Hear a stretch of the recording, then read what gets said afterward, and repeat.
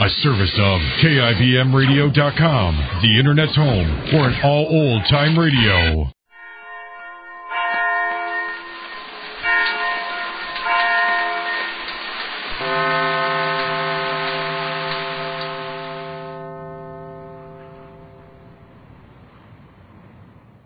The Jack Benny Program, presented by Lucky Strike. Quality of product is essential to continuing success. An outstanding example, Lucky Strike. In a cigarette, it's the tobacco that counts.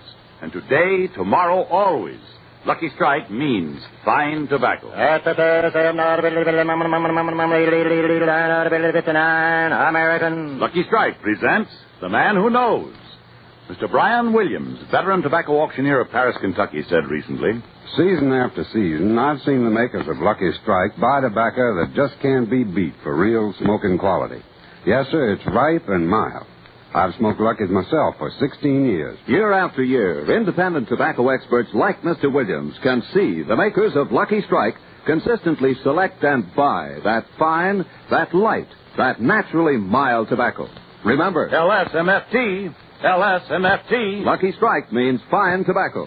And fine tobacco means real, deep-down smoking enjoyment for you. So smoke that smoke of fine tobacco, Lucky Strike. Yes, next time you buy cigarettes, ask for Lucky Strike. So round, so firm, so fully packed, so free and easy on the draw.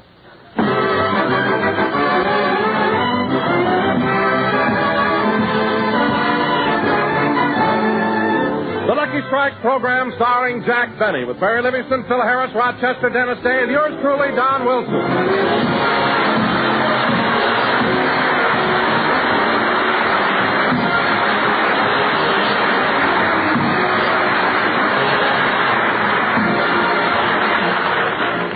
Ladies and gentlemen, as you all know, last week Jack Benny sprained his ankle while playing football with some of the neighborhood kids. He's been confined to his bed all week, and his friends are quite concerned about it. Let's drop in on two of them.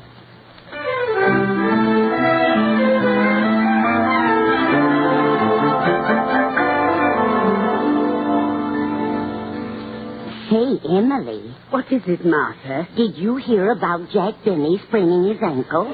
Yes, I read about it in the paper. Oh, the poor man. I hope it doesn't interfere with his dancing. He turkey trots divinely. Why, Martha, did you ever dance with Mr. Benny? No, but I saw him one night last month when I was cigarette girl at the Palladium.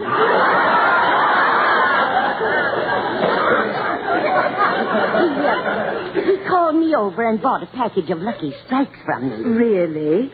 And while I was giving him his change, his hand touched mine. Oh, my goodness.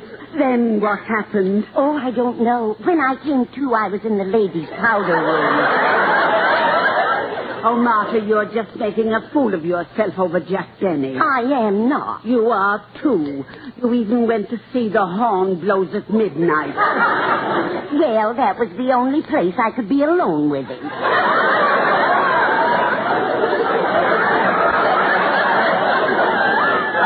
Emily, have you ever noticed his eyes in a Technicolor picture? His eyes? Yes.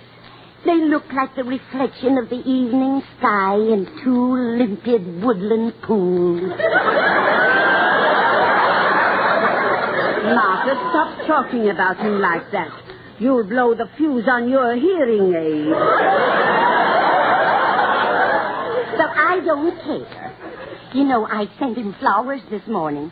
Gee, I wonder if he received them.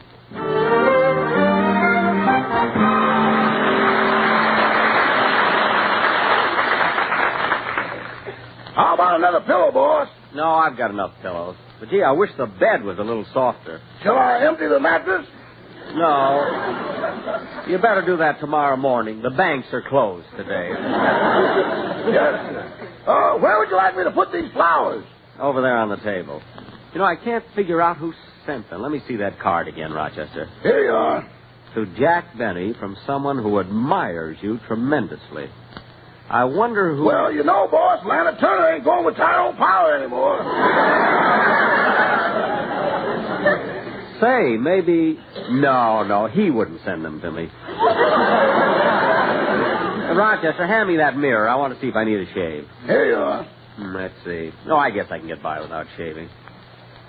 Gee. Mr. Benny, why do you keep staring in the mirror? Rochester, do my eyes look like the reflection of the evening sky in two limpid woodland pools? Uh-huh. It's a shame you have to close them at night. Yeah, me in the morning glories. By the way, boss, do you want me to fill out that form for your accident insurance? I don't know. Do you think they'd pay off on a sprained ankle? Why not? You collected for that ingrown toenail. Yes, that's right. Well, Rochester, take the pen and start filling out the insurance form. Yes, sir.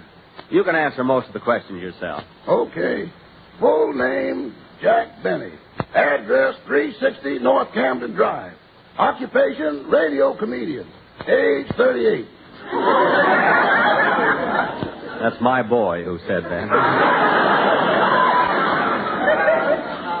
Weight, 165 pounds. Height, 5 feet 10. Color of eyes, reflection of the evening sky. Just put down blue. This is a business transaction. Yes, sir. You better answer this next question, boss. Describe how accident occurred. Write this down. During the excitement of a football game, I was viciously tackled, thrown to the ground, and knocked unconscious.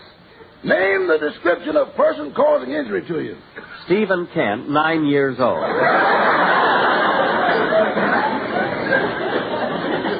Say, boss, ain't that going to be sort of embarrassing? Yes, you better make it 12 years old.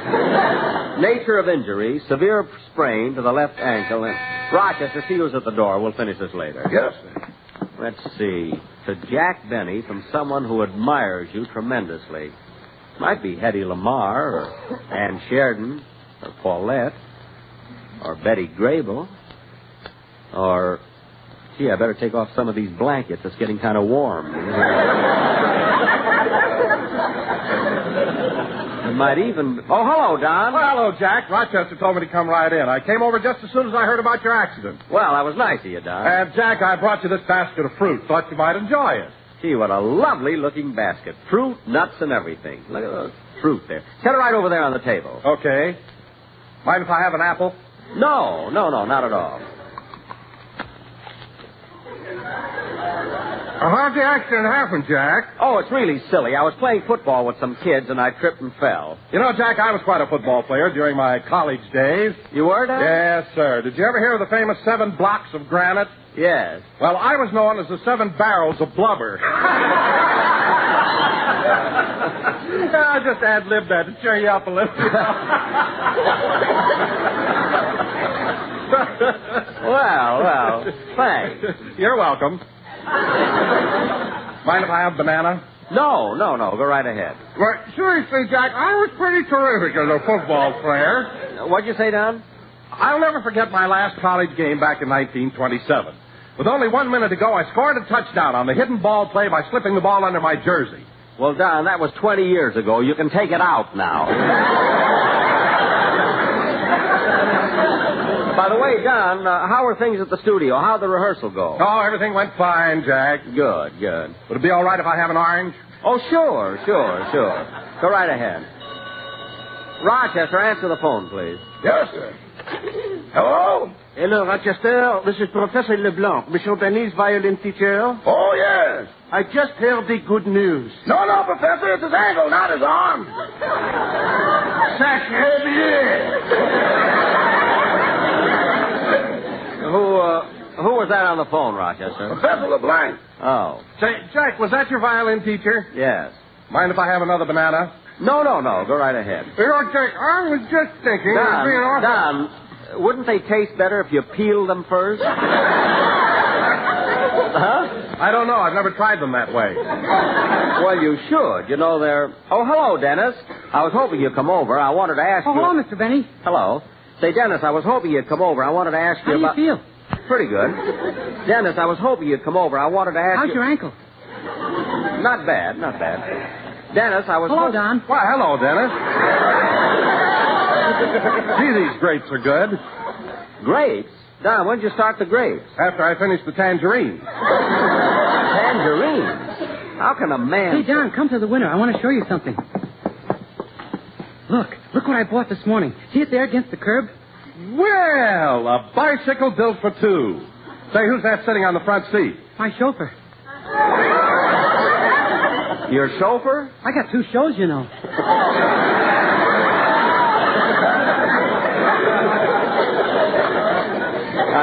I know. Say, Dennis, look at this. I brought it over to cheer up Mr. Benny. Gee, what a beautiful basket. Yeah, you should have seen it when there was fruit in it.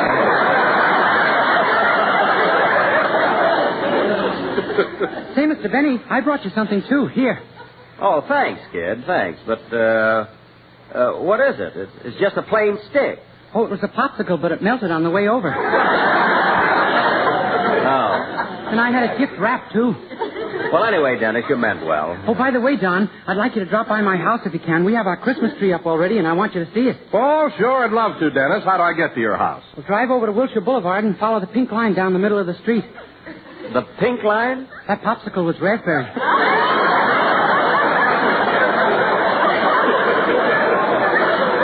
Oh. Say, Mr. Benny, I've been rehearsing the song I'm going to sing on the program. Would you like to hear it?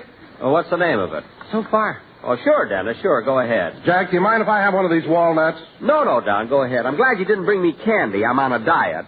Go ahead and sing, kid, will you? Okay.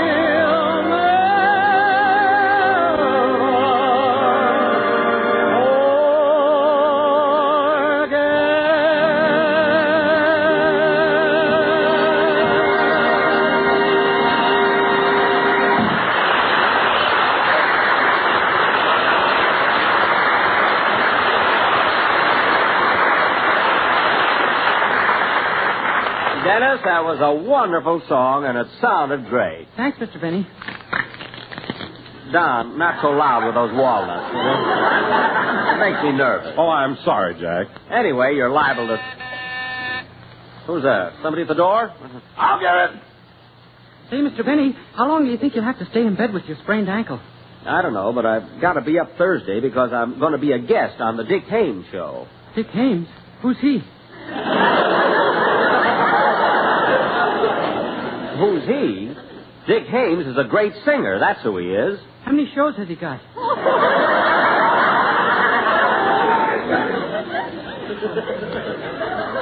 One. Ha!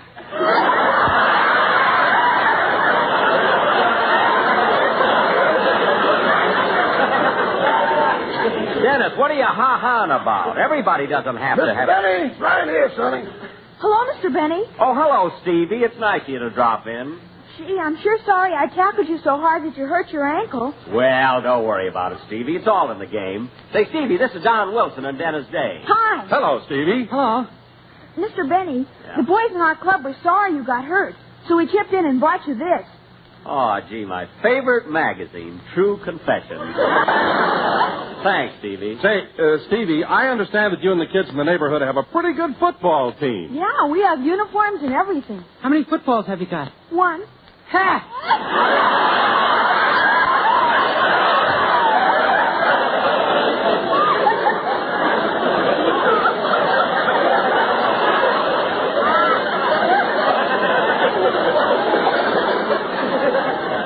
Dennis, be quiet. You know, Jack, I think it's wonderful the way the kids in the neighborhood all get together and play football and everything. Not only that, Don, these kids have even formed a club. They pay dues, you know. They've already saved up $8.65. How do you know? Mr. Benny's the treasurer. Yes, they wanted me to run for president, but I don't see more visitors today. Rochester, see who's at the door, will you please? Yes, sir. Hello, Rochester. How's Mr. Benny? Oh, he's getting along fine, Miss Livingston. You know, he's in a pretty good shape for a man of 38.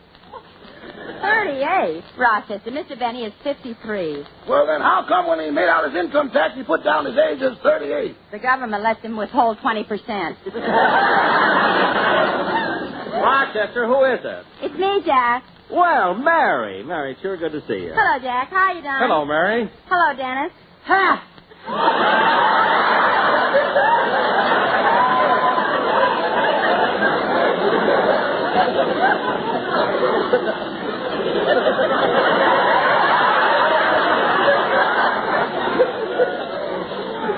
What was that? He thinks he's better than you are because you've only got one head.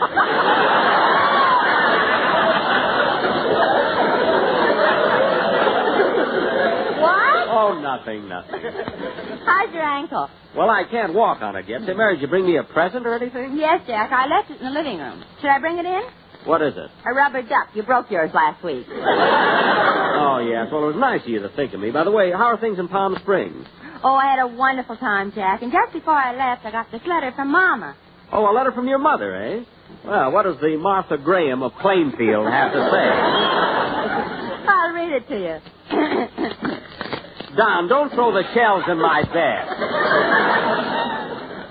Go ahead, Mary. Read the letter. Okay. My darling daughter, Mary, I hate to start this letter with bad news. I thought your father was on the wagon, but last week he lost his job as Santa Claus in the local department store. It seems he breathed on a couple of kids and their hair turned gray. I knew he could do it. However, I am happy to say that your sister Babe is engaged again. This time to a very nice man. He's working at the Acme Iron Company as a steam fitter. A steam fitter, huh? Babe had to quit working if the foreman won't allow man and wife on the same job. Yeah, that's a shame after she bought that new set of wrenches. When Babe left the Acme Iron Company, they gave her a bonus, and she's using the money to have her teeth straightened. A Babe's teeth do protrude a little, you know. Remember the last time she almost got married? When the minister said, "Do you take this man to be your lawful wedded husband?" Babe smiled, said, "I do," and ripped her veil to shreds. Oh, yes, I felt so sorry for her. Those big holes in her veil, the flies got in. They invited me to go with them to Niagara Falls on their honeymoon, but it was too expensive for 3 people. So Babe and I are going alone.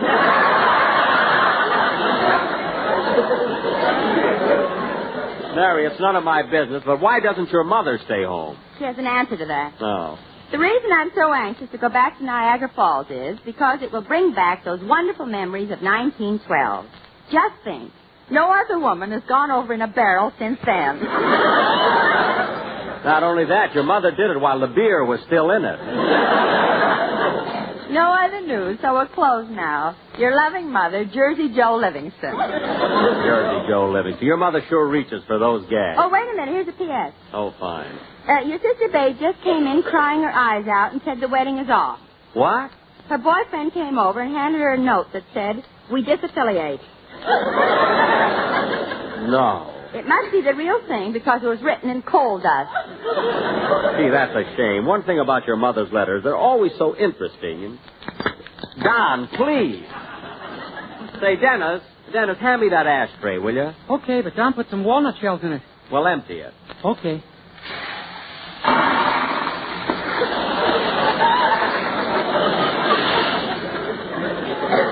Thanks. Wait a minute, Jack. What are you doing with the ashtray? I'm putting out my cigarette. I'm finished with it. But, Jack, it's a lucky strike, and there's almost half of it left. Well, I'll light another one later.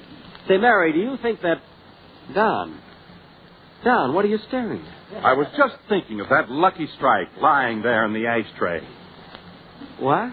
You know, Jack, if that unfinished cigarette could think, if it could only talk, I know just what it would say. Oh, Don, please. Quiet, Jack, quiet. I can hear it now. What? All of me. Why not smoke all of me?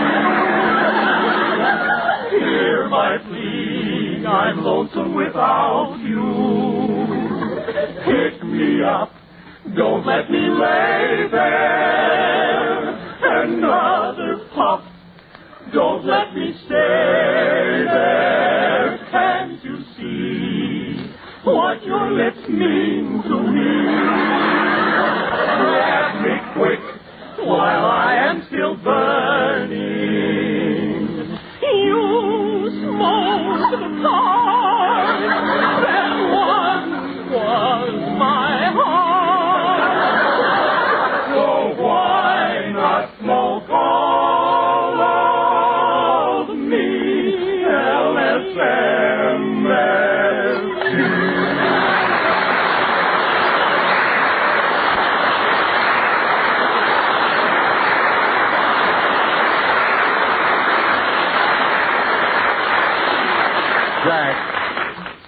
Jack, wasn't that beautiful?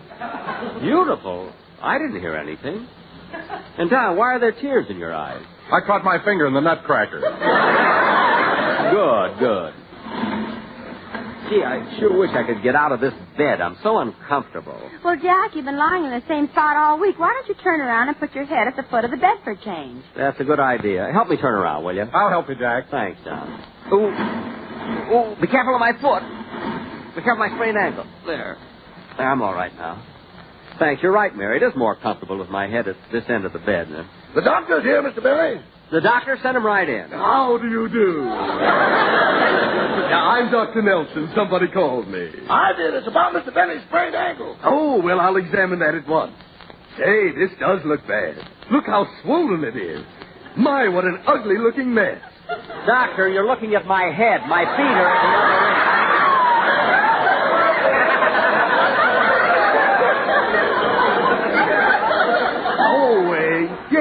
Yes. That's your nose. I thought you had a high instep. How does my ankle look, Doctor? I don't know yet. Pull up your nighties. Okay. I'll leave the room. You don't have to, Mary. I'm wearing pajamas underneath. Now, Doctor, examine my ankle. Just a moment while I remove your sock. There. This little piggy went to market. This little piggy stayed home. This little piggy... Doctor, cut that out! Just examine my ankle. Yes, sir. Hiya, Jackson. Hello, fellas. Hey, what do you say, Libby? Hello, Phil. Hey, how do you feel, Jackson? How's the invalid? I'm all right. Oh, Jack, look what Phil brought you. What? Why, Phil, you sentimental son of a gun.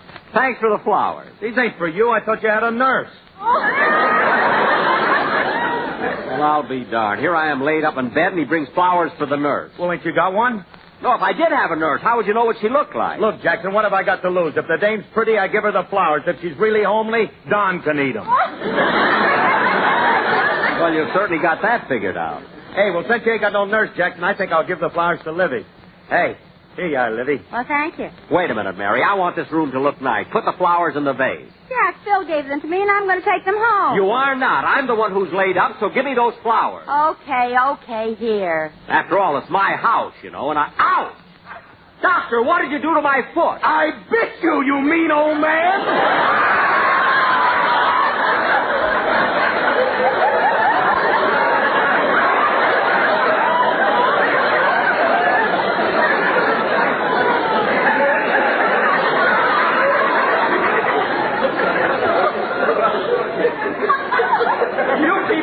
this. It's none of your business. Come on, everybody. Let's get the party started. Phil, put down that bottle. That's to rub on my back. Huh? Can't you see what it says on the label? For external use only. You're supposed to rub it in your skin. Rub it in my skin? Yes. That sounds like a slow way, but with New Year's Eve 3 weeks off, maybe I can make it.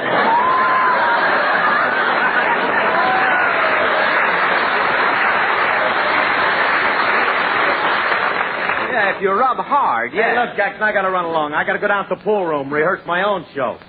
Phil, you rehearse your show in the pool room? Sure, that way I can always pick up my cue. Phil. Oh, Harris, you may not be the prettiest kid that I ever saw, but... Phil, on second thought, don't rub it in. Drink it. Hey, thanks. So long, Jackson. So long. And now, Mr. Benny, I've got your ankle all taped up, and I'd suggest that you get some rest. Some rest? Okay, Doctor. Goodbye, Mr. Benny. I'll see you later. Ha! So long, Dennis. I'll run along too, Jack. Okay. I'm sorry I got so mad about the flowers. Oh, that's all right. Then give me a kiss to show me you're not mad. Okay. Pucker up your lips. Mm-hmm. A little more. Mm-hmm. A little more. Mm-hmm. Now, here's your rubber duck. Blow it up.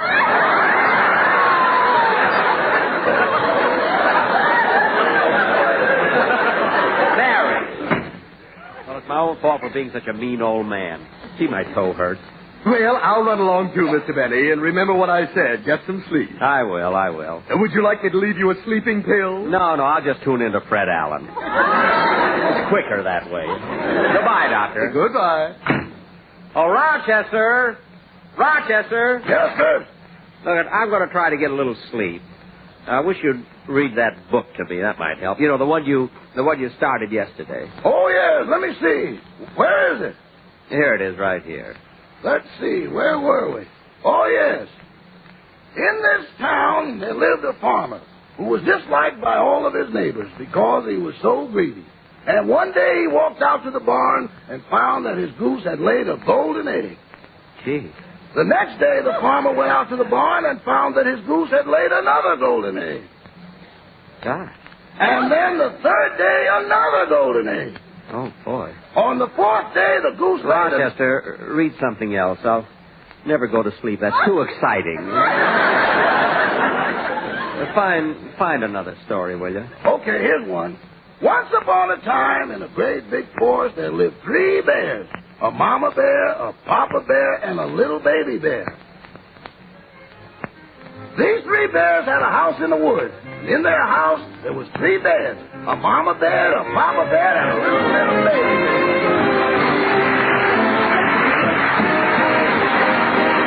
Jack will be back in just a minute, but first, quality of product is essential to continuing success. And Lucky Strike means fine tobacco. LSMFT. Yes, Lucky Strike means fine tobacco. And fine tobacco is what counts in a cigarette. Remember what happens at the tobacco auctions? At auction after auction, independent tobacco experts can see the makers of Lucky Strike consistently select and buy that fine, that light, that naturally mild tobacco. Lucky Strike presents The Man Who Knows. Mr. John Penix, warehouse operator of Reidsville, North Carolina, said not long ago. At all the auctions I've attended, I've seen the makers of Lucky Strike buy fine tobacco that makes a mild, mellow smoke. That's why for 28 years I've been a Lucky Strike smoker. So for your own real, deep-down smoking enjoyment, remember... LSMFT. Lucky Strike means fine tobacco. And Lucky Strike is the ideal gift on every Christmas list. So say Merry Christmas 200 times with a carton of 200 Lucky Strike cigarettes in their beautiful holiday wrapping. And for the specials on your list, a special handsome gift box of 500 Lucky Strike cigarettes.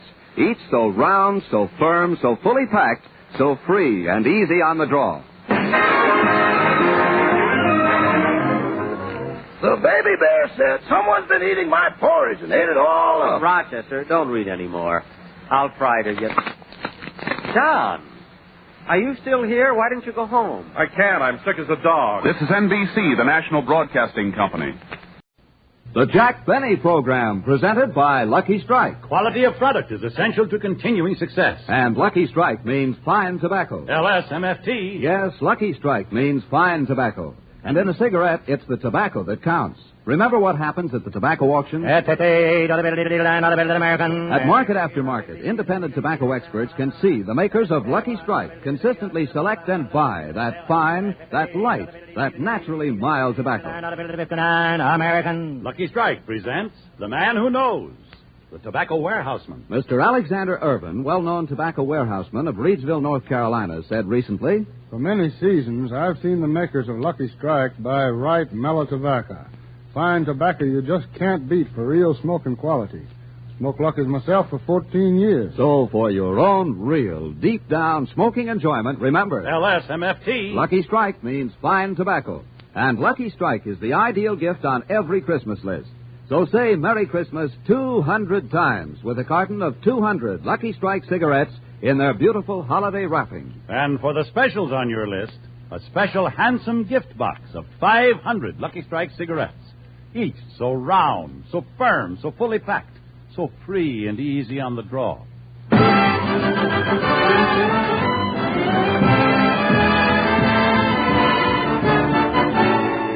The Lucky Strike program starring Jack Benny with Mary Livingston, Phil Harris, Rochester, Dennis Day, and yours truly, Don Wilson.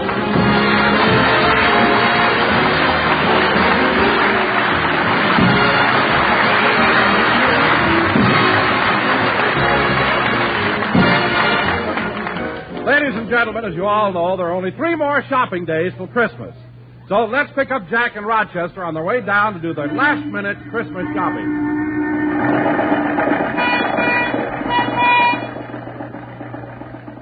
Rochester, how far is it from my house to downtown? About 7 miles, boss. Oh, fine. We ought to be there about noon. Yeah, it's a good thing we started last night. Yeah. Gee, there sure is a lot of traffic this time of year. And I have so much to do. I better check over this list. Clark Gable, a half a dozen shirts. Barbara Stanwyck, 1 dozen initial handkerchiefs. Gary Cooper, 2 pair of silk pajamas. Claudette Colbert, a lace negligee. Rochester, I hope we can deliver these things by tomorrow. Yeah, you promised them they'd have their laundry back before Christmas.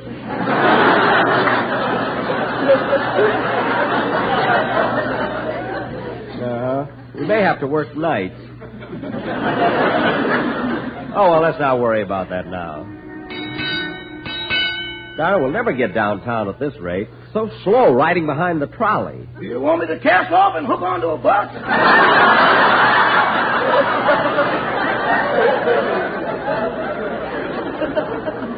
No, I can't stand those fumes.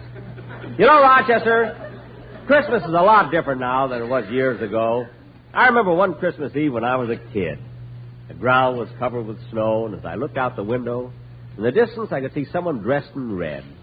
Suddenly there came a patter of hoofbeats and a knock on the door, and the door flew open, and the man said, "The British are coming."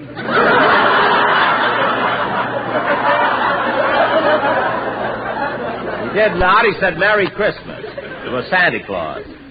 Then he came into the house and gave my cousin Cliff a sled, my sister Florence a doll, and Rochester, you'll never guess what Santa Claus gave me. What? A violin. That sweet old man did that?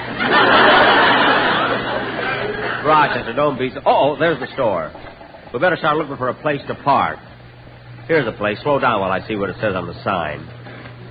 This parking lot reserved for the patrons of the Paddock Swimming Pool Company. 1 hour free parking with each $6,000 purchase. Gee, it's a shame we've already have a swimming pool. Oh, look, here's another free parking lot. Let me see. This lot reserved for the patrons of Dr. Whiteside, the friendly dentist. 1 hour free parking with each tooth pulled. Rochester. I went last time. It's your turn now.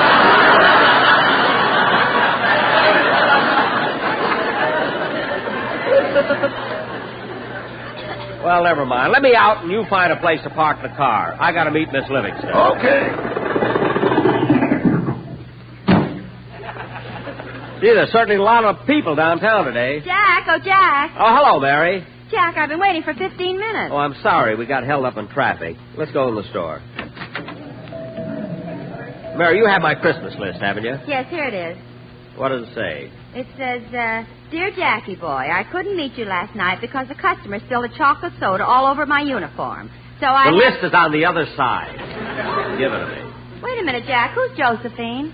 The little blonde car hop at Simon's Drive-In. She used to work at the Glendale branch, but they promoted her to Beverly Hills. Gee, I hope that chocolate soda incident doesn't send her back to Glendale.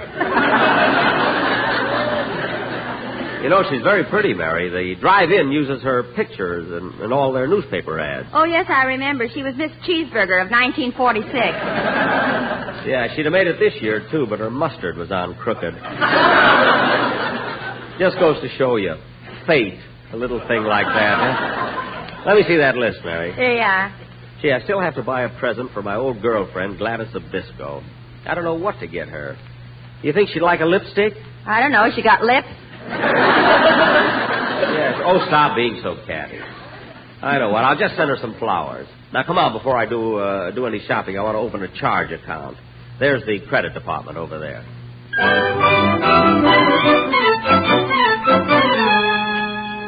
Now, Mr. Benny, I think we have all the personal information we need. Now, would you tell us something about your financial qualifications? What are your assets? Well, I own my own home, my own car. I have 3 paid-up insurance policies. I have a radio program, and I own some stocks and bonds. I see. Now, what are your liabilities? My liabilities? The horn blows at midnight.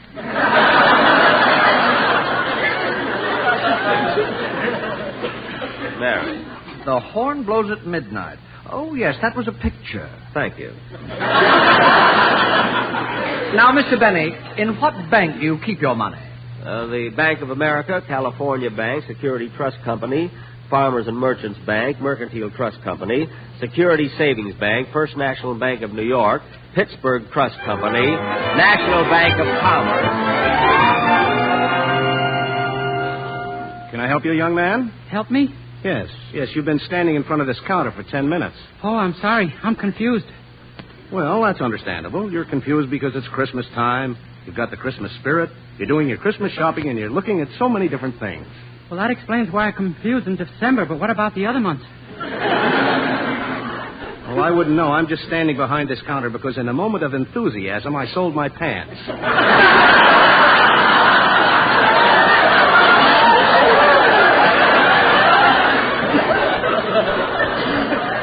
Oh, well, I'd like to get something for my parents. Oh, your mother and father, eh? Yeah, how did you know? Oh, I just figured it out. Gee whiz, I don't know what to get for my mother. You know, young man, looking at you, I can just picture your mother. You can? Yes, small, petite, gentle, a kindly smile for everyone, and spends most of the time sitting in a rocking chair knitting. That's my father. Now try and guess my mother. Oh, boy, she sure makes him toe the mark. You mean your father's afraid of your mother? Oh, everybody's afraid of my mother. When I was born, the stork left me a block away from the house. What? It's a good thing I knew the address. Gee, I wish I knew what to buy my mother for a Christmas present. Oh, I know. I'll get her one of these. What size is this one? 38. No, that'll be a little too small. What size is this one here? That's a 44. That's fine. Put some bullets in it and wrap it up. Yes, sir. Send it to Mrs. Patricia Day and put a card in the thing with all my love, Dennis. Yes, sir. I'll do that immediately.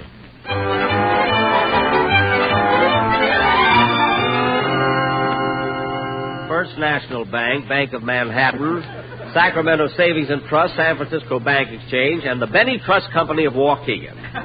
Well, you certainly keep your money in a lot of different places. Yes. He's also got a St. Bernard with a coin slot in the brandy barrel. That's in case I get lost, isn't it? Well, Mr. Benny, as far as your credit is concerned, that's all the information we need. Thank you. Now, come on, Mary. Let's get my shopping started. Let me see that list again. There's Don, Rochester. I know what to get Dennis. He told me what he wants. And it's such a silly thing. What does he want? A bulletproof vest. Say, Mary, what would be a good thing for a 9-year-old boy? I want to get something for little Stevie Kent. Stevie Kent? Isn't he the little boy who tackled you in the football game and sprained your ankle? Uh-huh. And you're buying him a present? Mary, it was an accident. He didn't mean to do it. Then why are you suing him? I'm not suing him. I dropped the case after he paid the doctor bill. Now, come on, let's try to... Mr. Jack Benny, please report to the credit department. Oh, darn it, what do they want now? Pardon me, miss. Would you mind waiting on me, please? Why, yes, sir. What can I do for you all? Well, honey, child. You the same little gal waiting on me last year. You from Alabama, ain't you? I sure I am. Are you all from the South? Am I all from the South? Honey, when I was born, the doctor held me up by my feet and slapped me with a candied yam. Well, call my opponent and mint my jewels if it ain't little old Phil Harris. That's me, baby. They purchased Louisiana because I was in it. I don't doubt it for a minute. Now, what would you like to buy? Well, I don't know. How would y'all like to see something nice in lingerie? Now, honey, you know you shouldn't throw me a line like that.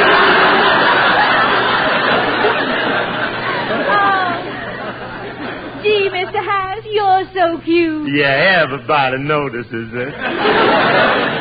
You know, Mr. Harris, you're so much different than I pictured you to be. On the radio, you're such a braggart. You sound so conceited. That ain't nothing. Wait till I go on television. Are you all going to go on television? Honey, when a man is as good looking as I am, television ain't a luxury. It's a necessity. Now, let me see.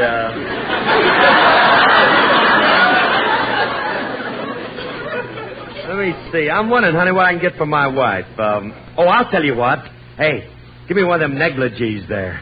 Why, yes, sir. Shall I wrap it as a gift? Yeah, and fix the package up so she can't peek into it. Seal it over with some of that scotch and soda tape. I'll have it wrapped up for you in 2 shakes of a possum's tail. Wait right here, Mr. Harris.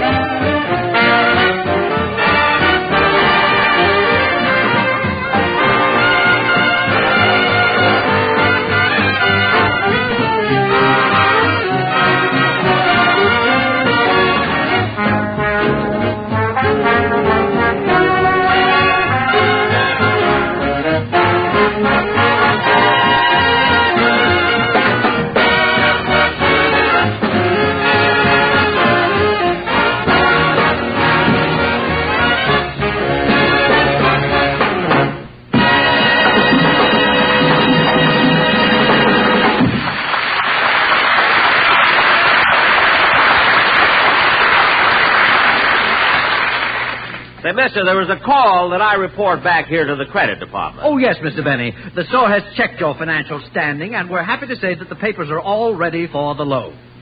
Loan? I don't want to get a loan. No, we do.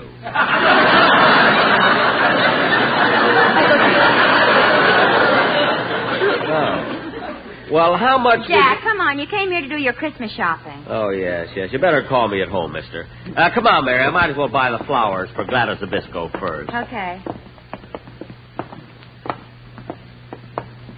Hiya, Jack. Huh? Oh, hello.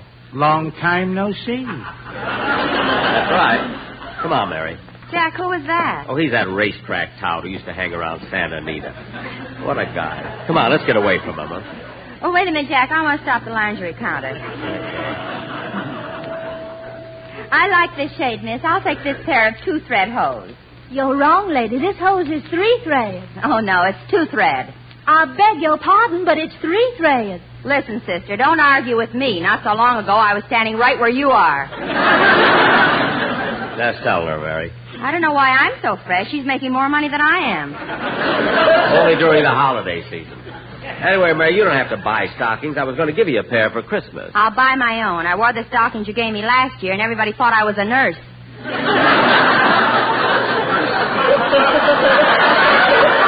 Well, how do I know the kind you want? Now, come with me while I get the flowers. Hello, Mr. Benny. I see the Yuletime is catching up with you. Oh, hello, Mr. Kitzel. Hello, are you doing your Christmas shopping? Look at these arm-loaded bundles. The things I am buying. Now, what's in that long, thin package? This is a present I'm sending to my brother-in-law. It's a hacksaw. A hacksaw? If he gets it in time, he'll be home for Christmas.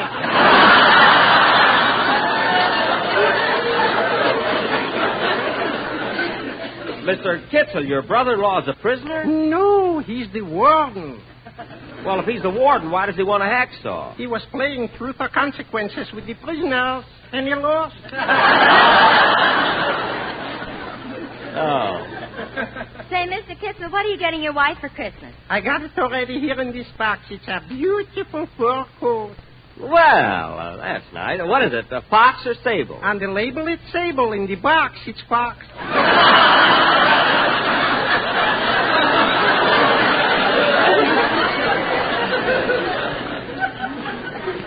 Well, don't you know what you bought? I mean, didn't you ask the salesman? For $29, I should start an argument. Well, maybe you're right. She'll probably like it anyway. Well, goodbye, Mr. Kitzel. Merry Yuletide, Mr. Benny. Merry Christmas to you. Merry Christmas. Say, Mary, while you're waiting for your stockings, I'm going over and pick out some flowers for Gladys. Gee, all these flowers are so beautiful. I think I'll get these roses. Yeah, they're the nicest. Hey, Jack. Jack. Uh-huh? What you doing? I'm buying flowers. What kind?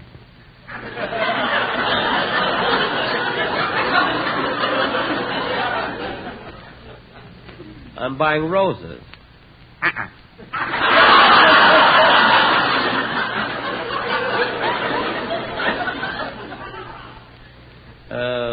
What? Take the carnations. But look, I don't want carnations. I want roses. Come here a minute. Huh? Don't be a jerk. The roses are $1 a piece. That's even money. I know. The same dough on carnations will get you 6 to 1.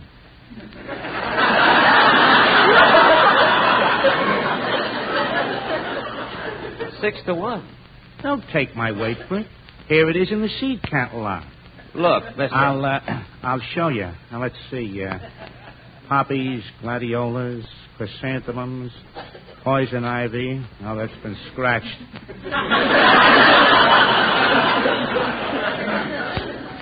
Violets, daisies, roses. Yeah, here it is, roses. Blooms early, fades in the finish.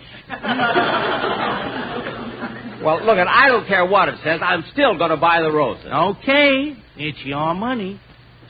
I wish that guy would leave me alone. Thanks. Oh, Miss! Now, let me see. I have my rifle, cartridges, my rod and reel and hooks. Yes, sir. Now, is there anything else you need? Oh, yes, a tent. Very well. How about this one over here? Well, that looks good. Shall I have it delivered? No, just put sleeves on it. I'll wear it home. Oh, Don! Oh, hello, Jack. Hello. Doing your last-minute shopping? Yeah, I was just going over to the perfume counter to get a present for my sister Florence. But, Jack, before you go, I want to show you something I bought you in the toy department. I gave you something like this last year, but you broke it, remember? Oh, yeah, but Don, that was last year. I'm too old for toys. But, Jack, this is so novel. Now, just look at it. A set of toy wooden soldiers. Now, that's not for me, believe me. Well, now, just watch what happens when I wind them up. Now, people are watching. Don, you can show it to me at home. Here it goes.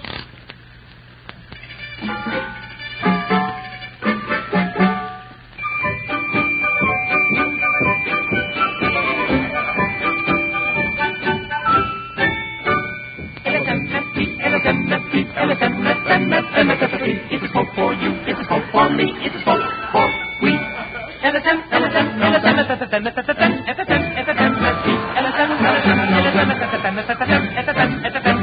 It's a round, it's a burn, it's a whole big for me. Better buy Lucky's, Lucky's strikes the smoke for me. Better try Lucky's, better buy Lucky's, better buy Lucky's, Lucky strikes the smoke for me. LSM.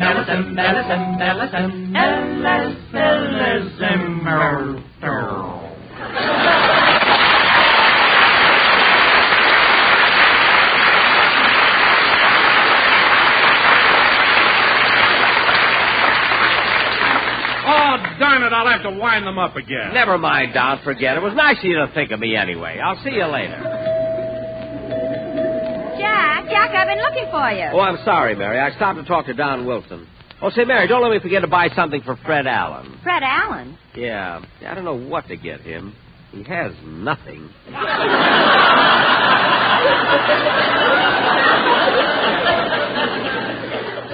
Oh, I'll buy something for my sister first. Here's the perfume counter. Pardon me, sir. I'd like to buy some perfume. Okay, mister. What kind of perfume would you like?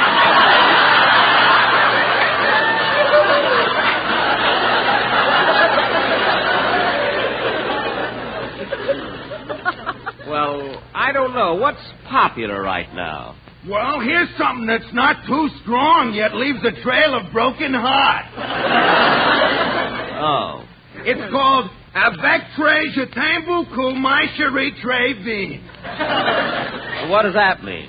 I don't know. I didn't take French when I was at Harvard.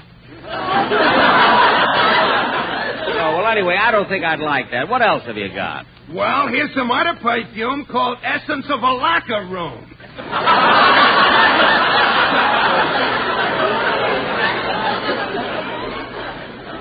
No, I don't want. Say, here's a perfume that looks nice. How much is that? 68 cents a gallon. 68 cents a gallon? What do you think, Mary? The same as you. The price is right. I didn't mean that. If you want something cheaper, here's some perfume for only 25 cents. 25 cents? What kind of a bottle does that come in? That don't come in no bottle. We keep it on tap. On tap? When I draw it fast, you ought to see the head on it. No, never mind. I'll get something else. By the way, mister, how come they put a fellow like you behind the perfume counter? Oh, my regular job is in a delicatessen department slicing Limburger cheese. Limburger cheese? Yeah, once a month they send me here to neutralize me.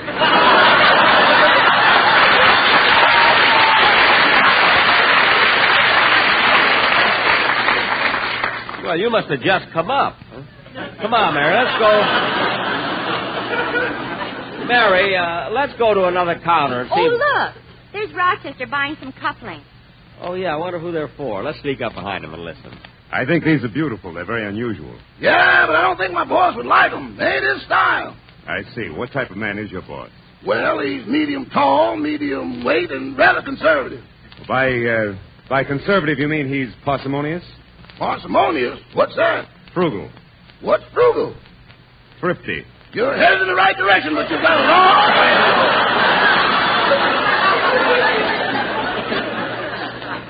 If I had those couplings already, I'd fire him. Quiet. I want to hear this. Now, let's see. Maybe he'd like something else. Why don't you buy him a nice wallet? He ain't got no use for a wallet. Where does he keep his money? California Bank, Bank of America, Security First National Bank, and a Philco deep freeze. A Philco deep freeze? Mr. Benny likes some of his money in cold cash. Rochester! Oh, hello, boss. I didn't see you. I know you didn't, but if you're going to buy me a Christmas present, buy it. Don't discuss my personal affairs. Yes, sir. Well, come on, Mary, let's go. Well, say, Mary, there's one thing I still have to get. What's that? A present for Don Wilson. I can get it right over here at this counter. Oh, clerk. Yes, sir? I was thinking of getting... Say, your face looks familiar. Didn't I wait on you last year? Yes, I believe you did. I was thinking of getting... Now I remember. You bought a pair of shoelaces, didn't you?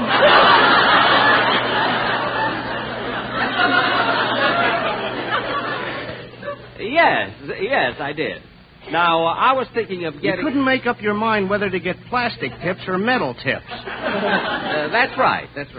Jack, let's get out of here. Wait, Mary, I have to buy Don's present. Mister, do you happen to have... I remember how you kept coming back. First you'd get plastic tips, then you'd change to metal tips. Plastic tips, metal tips. It was a hard decision to make, you see. Now, mister, I'd like to metal tips, plastic tips, metal tips. Jack, get out quick. Wait a minute. And you came back again, and again, and again, and again. Mister. All the other clerks went home, but I had to stay. Look, mister. But you're not going to do it to me this year. Yeah. Plastic tips, metal tips, plastic tips, metal tips. Get out of here. Get out of here. Get out. But, mister. Plastic tips, metal tips, jingle all the way. Everybody else has fun, but here I have to stay. Come on, Mary. Let's go. Plastic tips, metal tips, jingle all the way.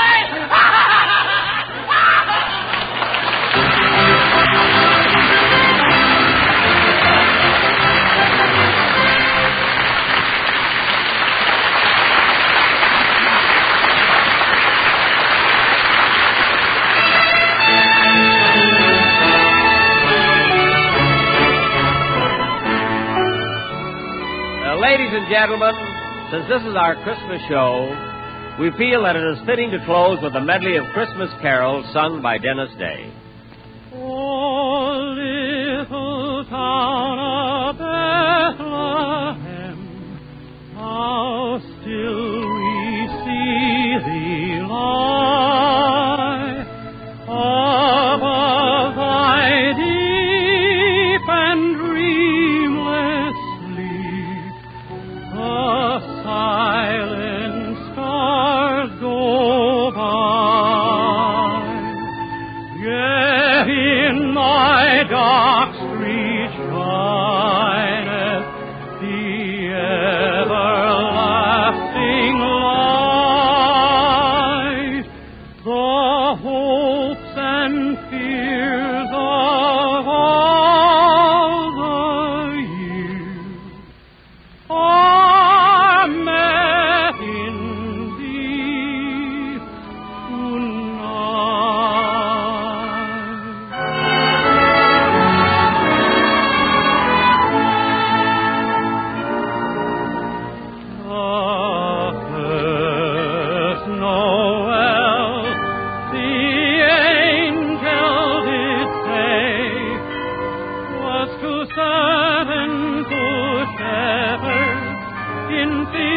as they lay in fields where they lay keeping their sheep on a cold winter's night that was so deep. Noel, Noel, Noel.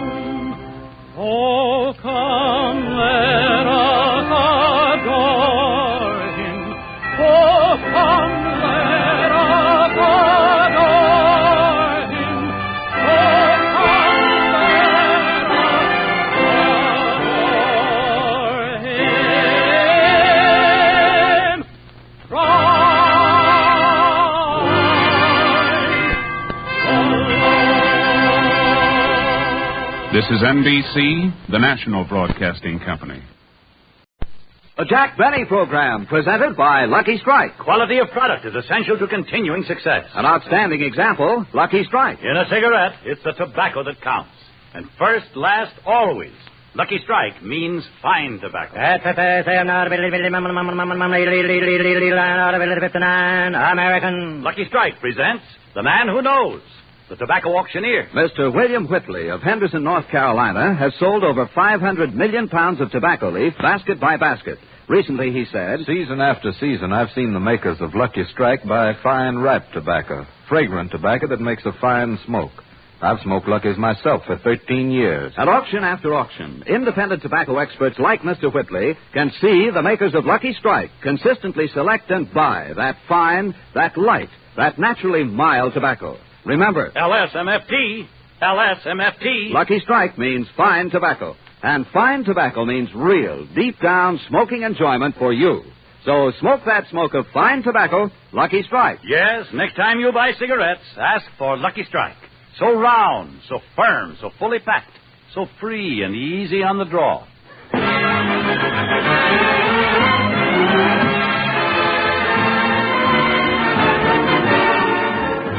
The Lucky Strike program starring Jack Benny with Mary Livingston, Phil Harris, Rochester, Dennis Day, and yours truly, Don Wilson.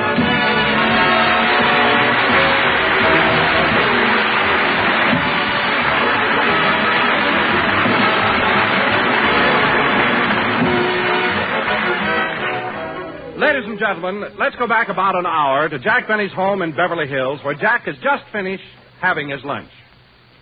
It was a very good lunch, Rochester. The best hash that I've ever tasted. I made it from last night's leftovers. What did we have last night? Hash.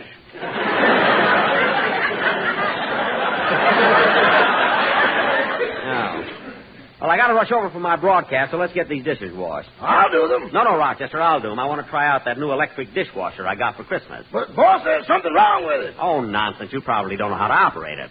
I'll show you how. Now, you put the dirty dishes in like this. And close the door. Now you turn on the switch. Yada-dee-da-dum, da-dee-da-dum, da-dee-dum, da-da-da-da-dum. Da-dum. There, that ought to be enough. And now, to take out the dishes, and you open the door like this.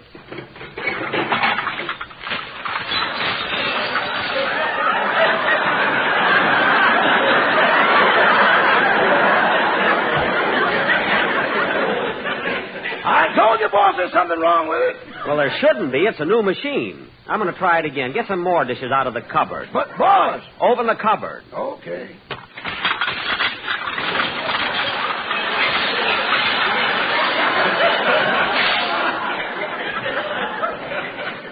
What was that? The dishes I washed yesterday.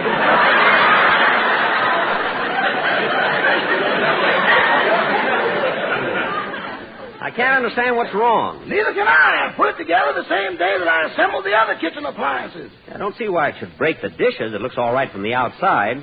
Let's take a look on the inside. Oh, for heaven's sake. Rochester, the egg beater belongs on the Mixmaster. Not in the dishwasher. Then I must have put the part from the dishwasher on the Mixmaster. Why? This morning I tried to make a cake. When I turned on the switch, a big arm came out, grabbed me by the back of the neck, threw me in the bowl, and scrubbed me on both sides.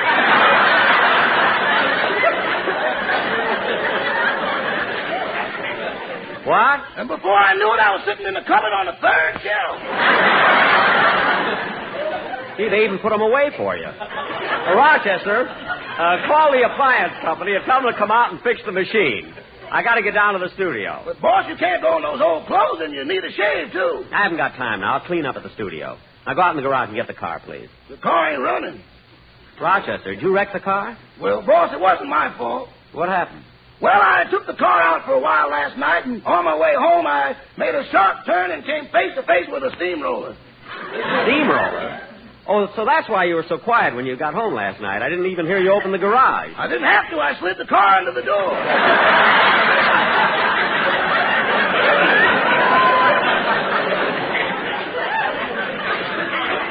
Rochester, you mean my car was flat and that thin? If I had a stamp, I could have mailed it to you.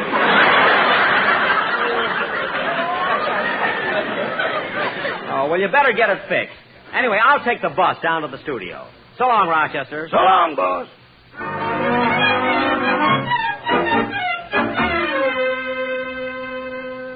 See, I'll be late. There should be a bus coming along here. Oh, my goodness, I left my money and my other clothes. Well, maybe I can hitch a ride down. Here comes the car now. Going downtown, bud?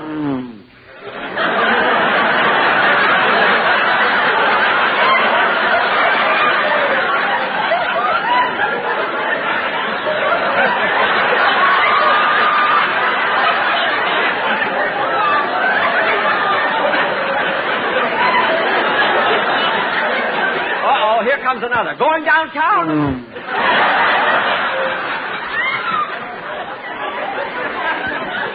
Here comes... Going downtown?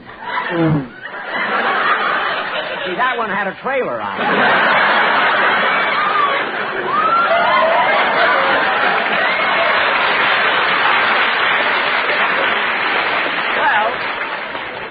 Maybe I better start walking. Gee, if I don't get a hit soon, I'll be late for the broadcast. Hey, going downtown, mister? Yeah, hop in, Bud. Move over, Sophie. Let him sit in the back. Yes, the back's all right. I hope I'm not putting you folks to too much trouble. That's all right, Bud. You see, I would have taken the bus, but I didn't have the money. You don't have to explain, Bud. Sophie, slip the poor guy $1. But I don't need... Give him an extra 2 bits. He needs a shave, too. Look, mister, I don't Where you going, Bud?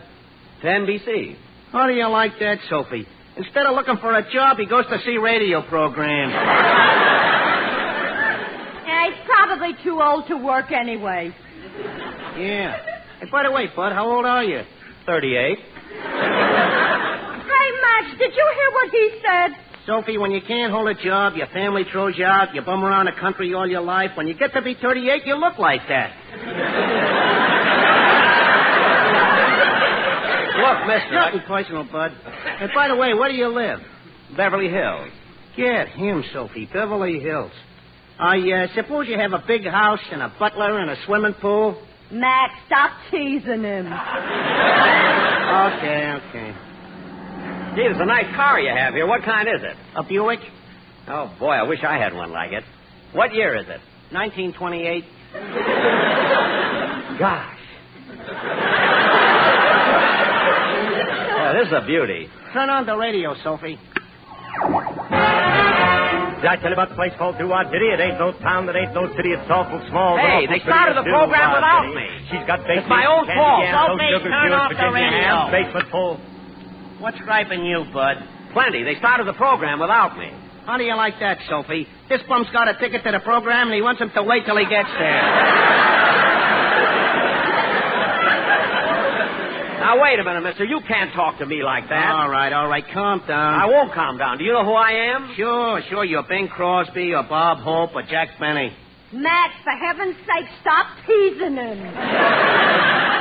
Okay, Sophie. Turn on the radio again.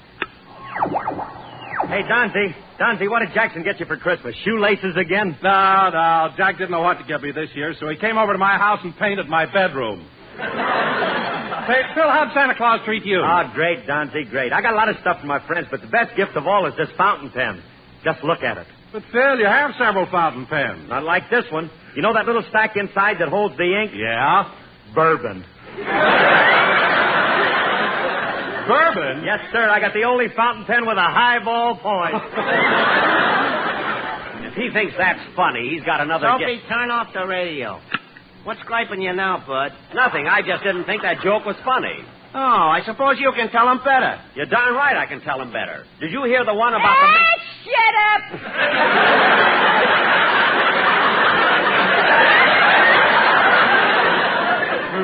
Sophie, turn on the radio. Okay.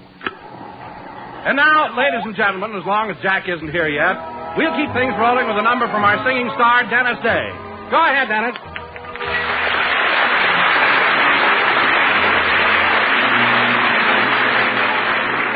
The stars will remember the night we said goodbye.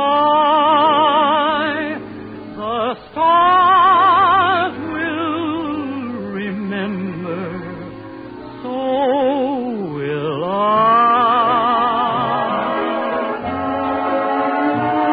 A rose as a token, a kiss that brought a sigh.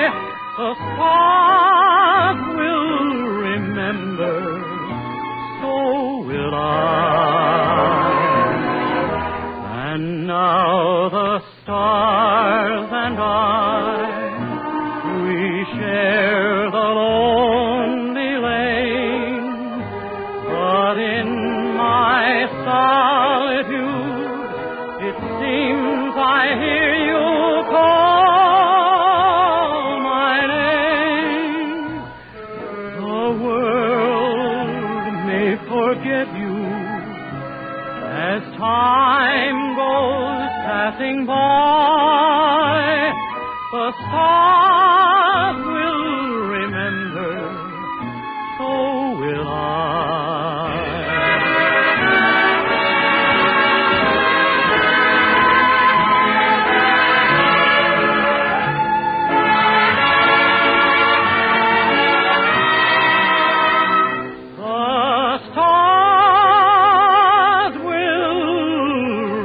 remember. So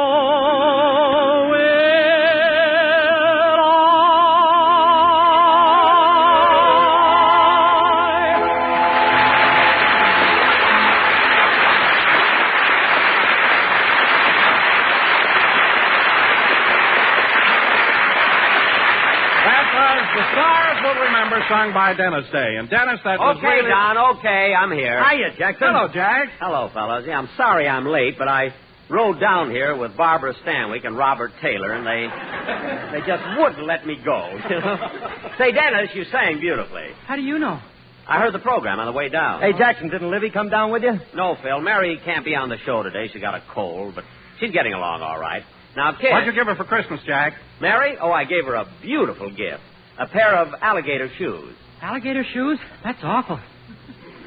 What's awful about it? Now some poor alligators running around barefooted.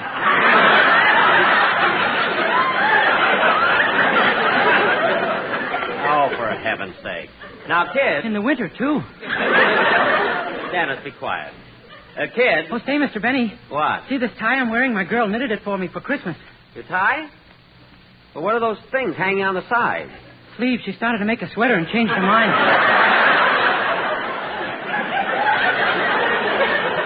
Oh, well, it looks nice, Dennis, and that's a pretty stick pin you have in it. That's one of the needles. She forgot to take it out.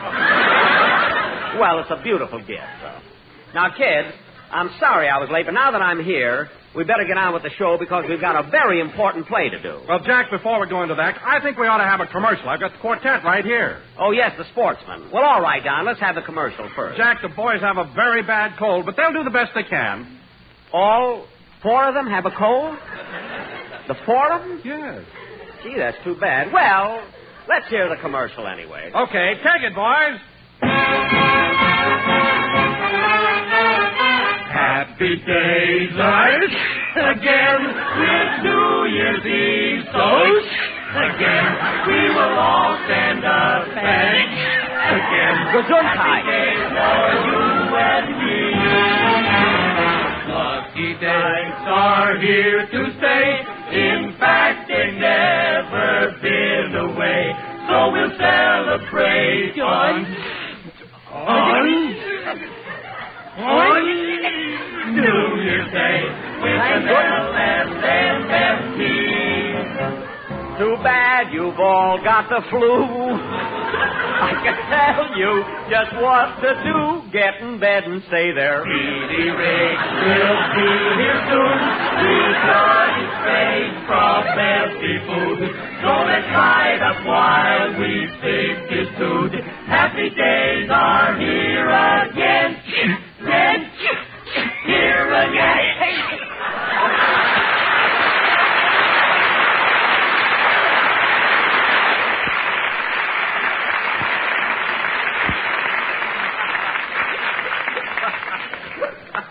Gee, they must have caught that cold from Guy Lombardo, I think. Don, wipe off the microphone. We'll get on with the show. And now, ladies and gentlemen, for our feature attraction tonight, even though we haven't done it for a couple of years, we're going to present another of our New Year's fantasies called The New Tenant, or Goodbye 47, Hello 48. Now, in this fantasy... Wait a minute, Jack. How are you going to do without Mary? She always plays the part of Columbia. Oh, my goodness, you're right. And Mary can't be here. Hey, Jackson, you don't have to throw out our play. I just got an idea. What is it? Well, look, I rehearsed my show right across the hall, and Alice will be tickled to death to come in and pinch hit for Mary. Well, gee, I don't know, Phil. It's, She'll do it for nothing. Oh, well, go get her.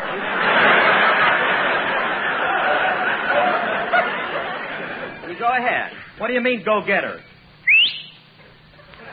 What do you want, honey? Oh, hello, Alice. Hello, Jack.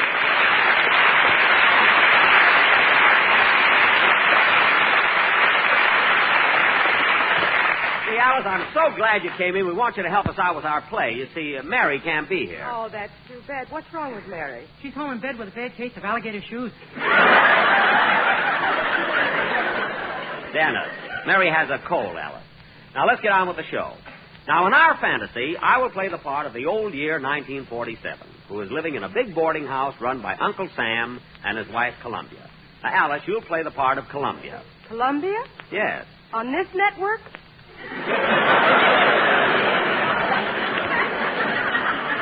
NBC has the holiday spirit, you see. But, Alice, I mean that you play Columbia, the mother of America, and you were born in 1776. You know how old that makes you? 38.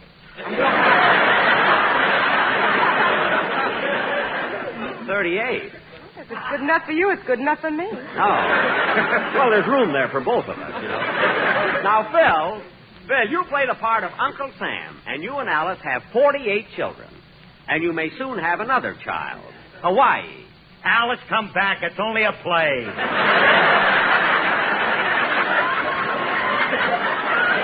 Yes. Now, Dennis, you will represent the different countries in the world that come in and say goodbye to the old year. But, gee, how can I play all the different countries? I'm so confused. I couldn't have cast it any better. Now, let's get on with our play. The New Tenant, or Goodbye 47, Hello 48. As the curtain rises, it is 2 o'clock in the afternoon of December 31st. And old man 47 is packing his bags, getting ready to make his exit. Curtain. Music.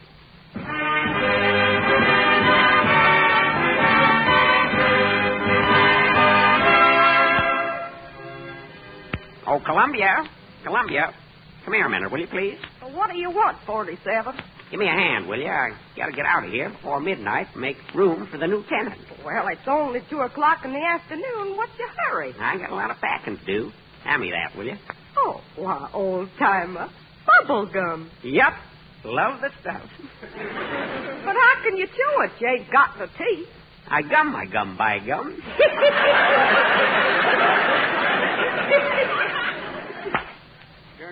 My pointy nose always breaks them. Say, I wonder if it's still raining out. What a day. Doggone, it's thundering, too. Isn't that awful on my last day here? I'm going to have a talk with Thunder. Oh, Thor! Thor! Yes? Are you Thor? No, just a little angry.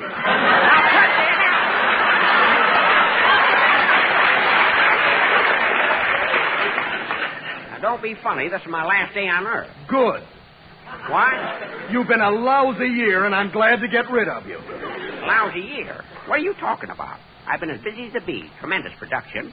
Making automobiles, airplanes, refrigerators, television sets, clothes, typewriters, boats, radios, and lots of other things. I know, but they all went to the woman who guessed who Miss Hush was. Oh, keep quiet. I said keep quiet. That Thor makes me sick, showing off with his thunder. Just mad because the Chamber of Commerce won't let him in California. Hey, Columbia, hand me those songs, will you? I'm going to take them with me. Here you are. Let me see. A feudin', a fussin', and a fightin'. Lady from 29 Palms. And, oh, here's this one. Chibaba, chibaba, chihuahua, and chilong, la la gamba. Chibaba, chibaba. Never did find out what that meant. Say, old-timer, take this with you, too. I can't stand it. What is it? That's what I like about the South.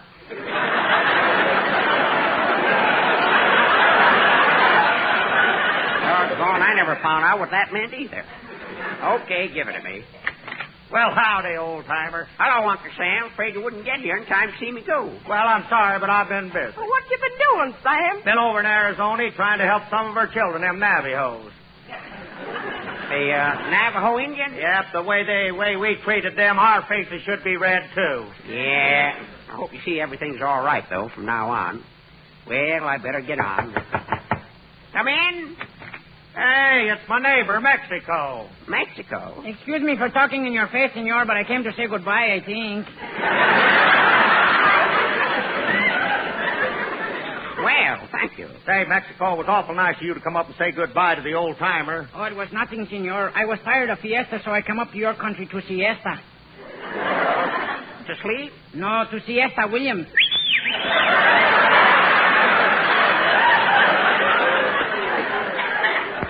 Esther Williams. You like her, eh? Chibaba, chibaba, chihuahua. Oh, so that's what it means. Well, thanks for dropping in, Mexico. Good luck. Adios, senor. That was darn nice of him. Well, Columbia, I better get on with... Say, Isn't it too early for the new year to be getting here? What do you mean, old-timer? Look out the window. Here he comes now without any clothes on, just a cloth wrapped around him. Hey, are you the new year? No, I'm on my way home from Santa Anita.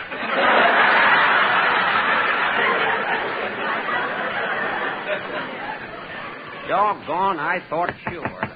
Now, who can that be? Come in. Oh, look, it's England. Well, hello, England. Come on in. Just dropped in to say goodbye, old chap. Thanks.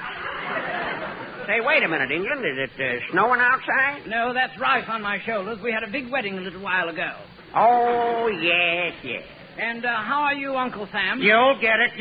Take your hands out of my pocket.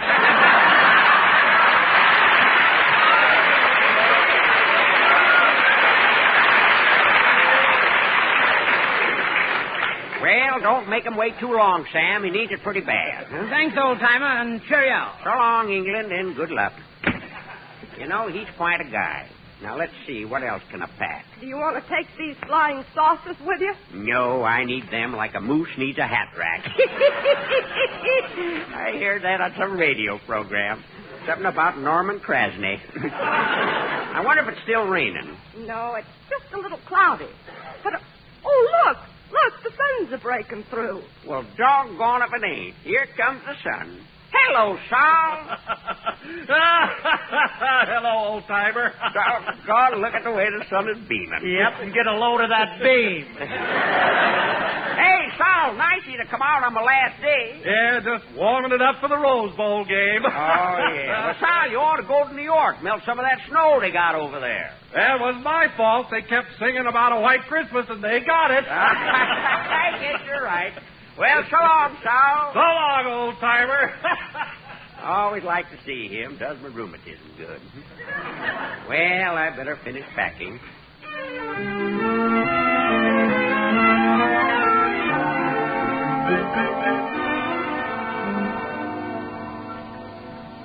Doggone, I'm all alone. It's almost midnight. Gosh, I'm tired. Sure had a tough time. Did the best I could, though. Now, hope the new fella'll do a lot better. Uh-oh. There's the first stroke of midnight. New tenant ought to be here any second now. Well, I better get my bags and just... Hey, that must be him now. Come in. Well, it's a little New Year, all right. Hello, Sonny. Hello, old-timer. Say, you're a cute little rascal. Thank you. You even got that new look.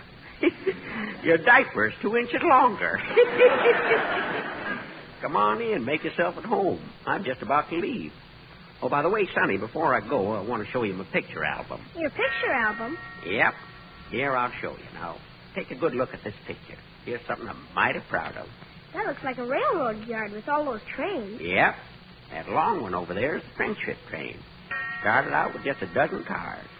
But every place it stopped, people added more and more food for Europe. Well, what's this other one over here? Oh, that's called the Freedom Train. The Freedom Train? Yep. And I want you to get as many people as possible to see it. Whole life's life on that train. Bill of Rights, Emancipation Proclamation, Declaration of Independence. Those are big words. What do they mean? Well, I'll sum it up for you in the words of a great man, Abraham Lincoln. That government of the people, by the people, and for the people shall not perish from the earth. That makes a lot of sense. Well, Sonny, I got to be going now, but I want to tell you one thing. What's that, old-timer? You're even going to have a tougher job than I had, but you will have an extra day to do it. You're a leap year. Leap year? Yeah, it's a special year they throw in just for the women. You know, so those that ain't been asked can do the asking. Before the poor guy knows it, he's married. Married? What's that? Oh, just another version of feuding, of fussing, and of fighting. Well, Sonny, be sure and take care of Columbia and Uncle Sam. I will. And the rest of the world ain't in too good shape. A lot of people hungry. But there's a fella here by the name of Marshall who's got a plan to sort of help him out. Marshall? Yep, George Marshall. Now, his plan's going to cost a lot of money, but it's worth every cent of it. Always remember, Sonny, it isn't money that counts. It's people. And it's up to those who have to help those who haven't. Well, I'm just about ready. Oh, yes. One more thing, Sonny. Yes, sir? Awful lot of things in the world that ain't good, you know. There's distrust, and greed, and racial prejudice, and hatred. See if you can do something about it. I sure will. Well, gotta be going. Good luck, 48. Thanks, old-timer. Now be sure and take care of everybody. I will. Goodbye, 47. So long, Sonny. Happy New Year, everybody.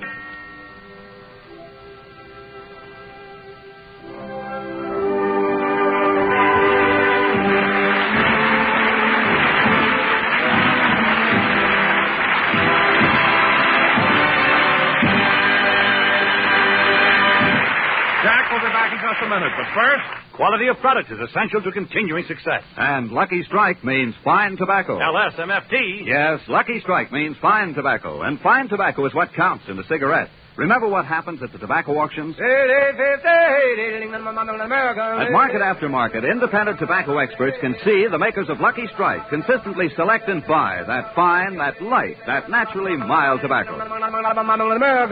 Lucky Strike presents The Man Who Knows, the tobacco warehouseman. Mr. Frank Brown of Stoneville, North Carolina, has been a tobacco warehouseman for the past 25 years. Not long ago, he said, year after year, I've seen the makers of Lucky Strike buy tobacco that's really fine. Light, ripe tobacco you just can't beat for smoking quality. I've smoked Lucky's myself for 29 years. So for your own real, deep-down smoking enjoyment, remember... LSMFT. Lucky Strike means fine tobacco. So smoke that smoke of fine tobacco, Lucky Strike. Yes, next time you buy cigarettes, ask for Lucky Strike. So round, so firm, so fully packed, so free and easy on the draw. Ladies and gentlemen, Phil and Alice can also be heard on their own show every Sunday, and don't forget to listen to A Day in the Life of Dennis Day on Wednesday. On our show tonight, we had with us Mel Blanc, Dee Benaderet, Frank Nelson, and little Johnny McGovern.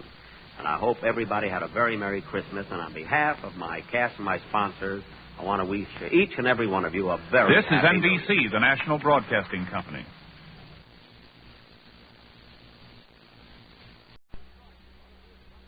The Jack Benny Program, presented by Lucky Strike. Quality of product is essential to continuing success. Exhibit A, Lucky Strike. Fine tobacco is what counts in a cigarette. And day in, day out, consistently, Lucky Strike means fine tobacco.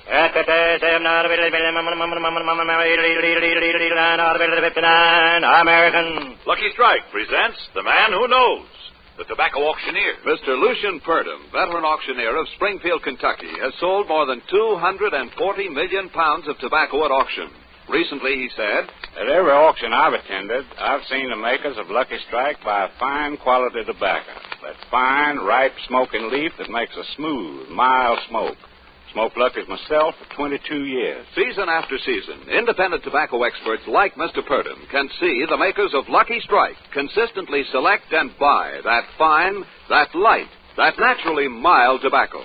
Remember, LSMFT, LSMFT. Lucky Strike means fine tobacco, and fine tobacco means real, deep-down smoking enjoyment for you. So smoke that smoke of fine tobacco, Lucky Strike. Yes, next time you buy cigarettes, ask for Lucky Strike. So round, so firm, so fully packed, so free and easy on the draw. The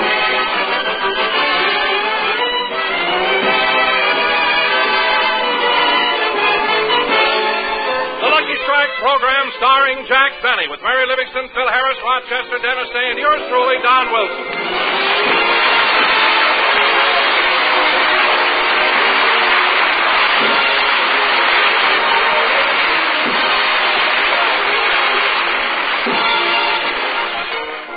Ladies and gentlemen, as you all know, the new year was ushered in by one of the nation's gridiron classics played in the Rose Bowl before a record crowd of 93,000 people. This game always produces statistics that are mulled over by sports lovers for weeks to come.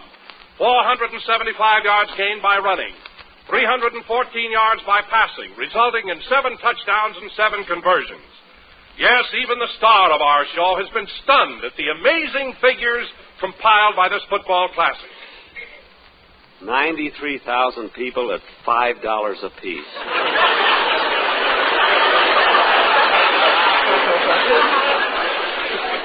Gosh.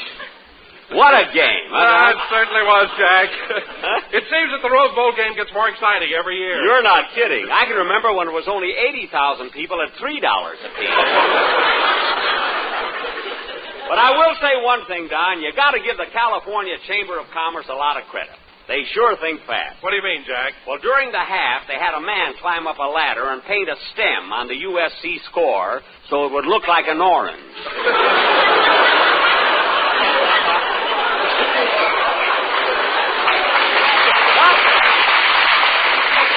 I can't get over 93,000 people. Oh, hello, Mary. Hello, Jack.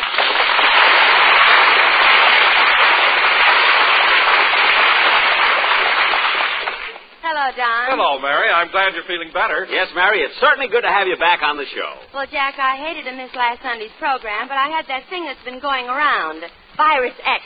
Yes, I know. Did you have a good doctor, Mary? Oh, Don, I must tell you about him. He's a new doctor in Beverly Hills, and he's the handsomest man you ever saw. Gee, he's cute. And he's a bachelor, too. Really? All the girls in my neighborhood came over and asked me to throw germs on them. Oh, Mary, you fall for everybody. When you first got a fever, why didn't you send for my doctor? I did, Jack, and a fine doctor you've got. What? Jack, how long has he been treating you? Oh, for quite a while. Well, I've got news for you. He's a horse doctor. He is not a horse doctor. He isn't, eh? When he got to my house, he threw a blanket over me and walked me around the room to cool me off. What? And when he started to braid my hair, I threw him out. Oh, well, then that explains it. One day I called him up and told him my ankles hurt, and he sent over 4 bandages. Well, Mary, what about the new doctor you called? What did he say? He told me I had Virus X and I shouldn't run tomorrow. Oh, Mary, stop kidding, will you? You know, you should just be happy that you're well again. I am. And, Jack, I thought it was awfully nice of Alice Faye to take my place last Sunday. It certainly was, Mary, and she was just marvelous on the show. She did a terrific job. Well, she did, eh? Yes, she did. And I was amazed how she could come in here at the last minute, pick up the script with no rehearsal, and give such a sensational performance. Is it true that she bleaches her hair? Mary! Now stop being catty. There's no way to start the new year. Oh, by the way, Jack, have you made any New Year's resolutions? No, I haven't, Don. Well, I have. I made a resolution to cut my food in half. Well, good. I'm glad to hear that, Don. It isn't good manners to take a whole steak and stuff it in your mouth. No, Jack, I'm serious about losing weight. I've given up bread, butter, and potatoes. Don, if you ever stop eating potatoes, Idaho will secede from the Union. And speaking of food, reminds me of eating. See, and speaking of eating, reminds me of my sponsor who makes it possible. And speaking of the sponsor, reminds me of the commercial. Now, I've got something swell this week for our quartet. Where are the sportsmen, Don? Well, Jack, you remember they all had very bad colds last week. Yes. Well, they're not over it yet, and right now they're home in bed. But, Don, what are we going to do? We have to have a commercial. Well, they thought of that, so they sent their wives over. Their wives? Yes, there they are, standing right over there. Oh, yes. Hello, girls.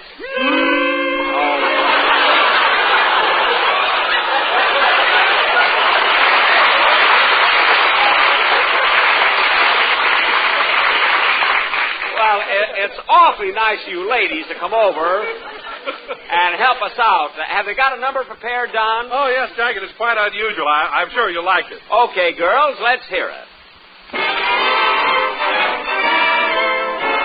But nothing could be finer than to be in Carolina in the morning. Oh, in the morning. There's a coat of tobacco and they ship the tide of tobacco in the morning. I say in the morning. Don. Holy facts you see. Everyone smokes those lucky. A good old LFMFT. So free and easy. Yes, because Don. no tobacco, yes indeed, because they told me. Oh, that you loved it. Quality of product is essential, and believe me, that's what's so homemade. She really means it. If we had 11 bucks for only a day, we make a wish, and here's what we say. A wish we were in Texas, where they have no virus excess in the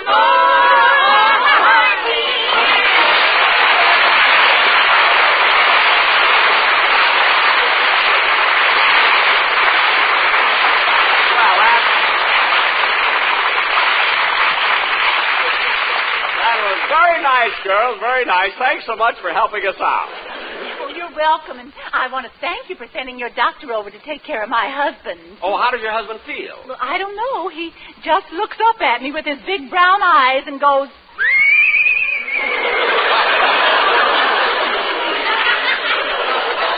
I guess Mary was right, huh?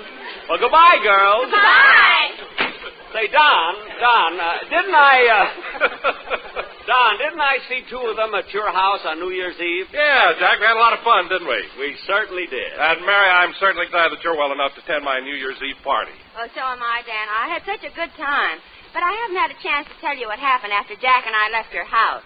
Mary. What happened, Mary? Tell me. Well... Mary, it's all over. Forget about it. I will not. Oh. Don, it was after midnight, and as you remember, we were still at your house having a wonderful time.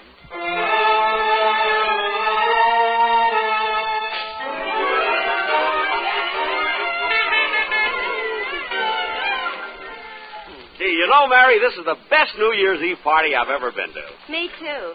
But it's way past midnight. How about taking me home? Okay, Mary, sure. Wait till I say goodbye. Goodbye, Don. It was a wonderful party. Glad you enjoyed it. So long, Jack. Goodbye, Mrs. Wilson. Goodbye, Jack. Now, let's see. Where's Phil? You're standing on him. How do you like that? Well, it's Don's fault. He shouldn't let him drink so much.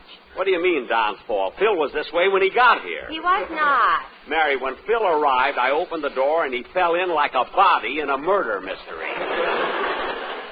Now, come on, let's go. Gee, Mary, isn't this a nice night out? Oh, it sure is. What a beautiful sky. You know, the stars look so close, and they seem to be different colors. Red, pink, blue, yellow. Jack, that's confetti on your glasses. Oh, yeah. Anyway, Mary, it was certainly a wonderful New Year's Eve party. Gee, we sure had a lot... Pardon me, folks. Pardon me. Huh?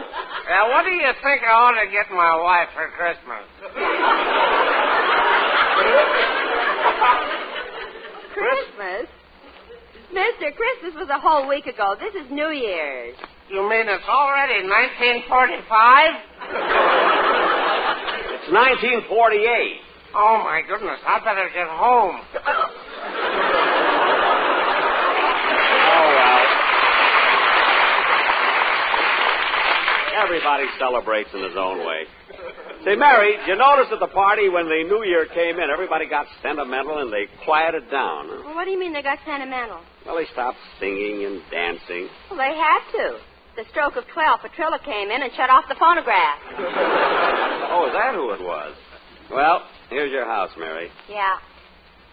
Mary. What is it, Jack? Well, since this is the new year, how about giving me a little kiss? Oh, Jack, let's not go through that again. You always get so emotional. I do not. You do, too. The last time I kissed you, you ran home, threw yourself across the bed, and cried for an hour. Well, that was my own fault. I had 2 glasses of cooking sherry.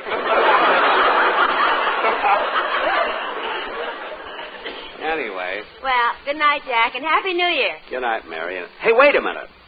How would you like to go to the Rose Bowl game?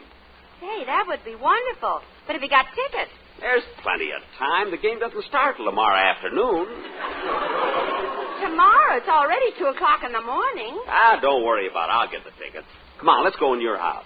I want to use your phone. That's an old excuse, but I'll take a chance.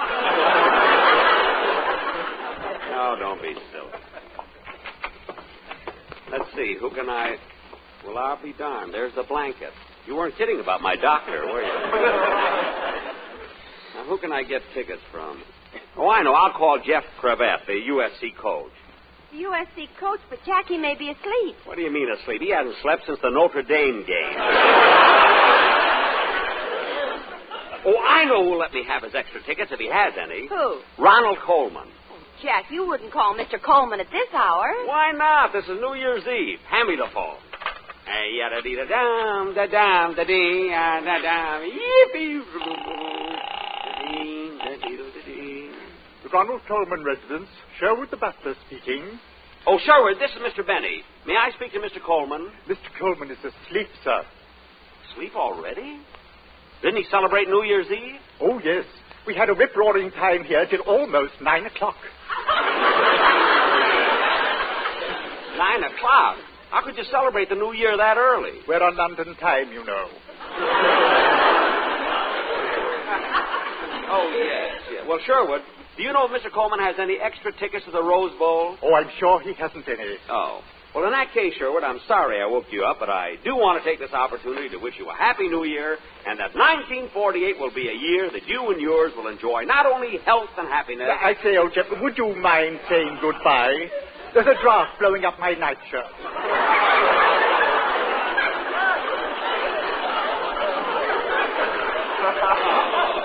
I'm sorry. Goodbye, Sherwood. Goodbye. Well, have any luck, Jack? No, the Colemans didn't have any extra tickets, but they have cross ventilation. What? Don't worry, Mary. I'll get the tickets if I have... Hey, Mary, look out the window. Look who's passing. My pal, my buddy. Open the window, quick. Hey, Norman! Norman! Have you got 2 extra tickets to the Rose Bowl game?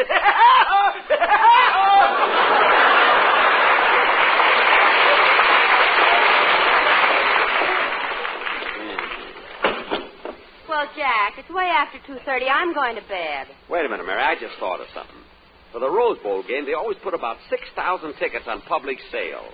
All we have to do is go down and buy them at the box office. But, Jack, there'll be 1 million people there. All right, so look how early we'll be. I'll call Rochester, have him pick us up in my car, and take us out to Pasadena.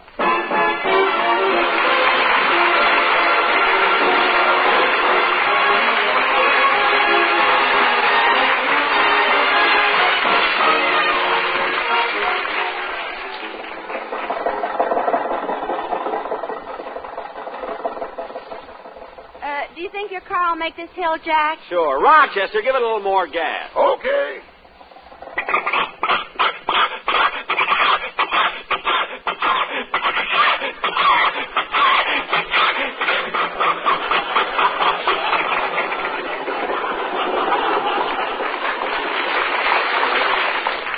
Well, we made it, Mary. You can hop in now.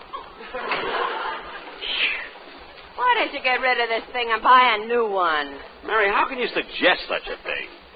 I couldn't get rid of this car. It's like an old friend. Been with me through thick and thin, through rain and shine, through joy and sorrow. Through McKinley and Truman.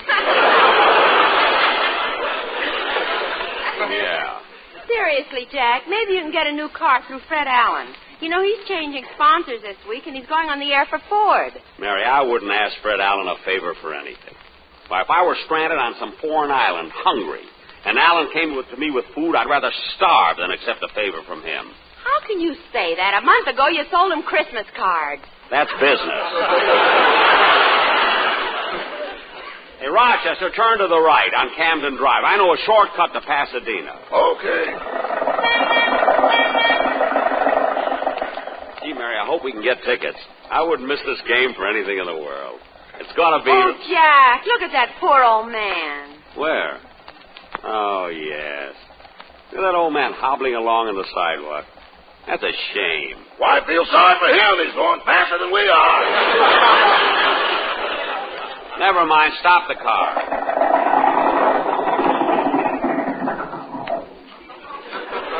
Say, mister, would you like a lift? I said, would you like a lift? Where are you going? Oh, I'm going to Pasadena, to the Rosie Bowl. Oh, you going to see the game? See it. I'm playing halfback for USC.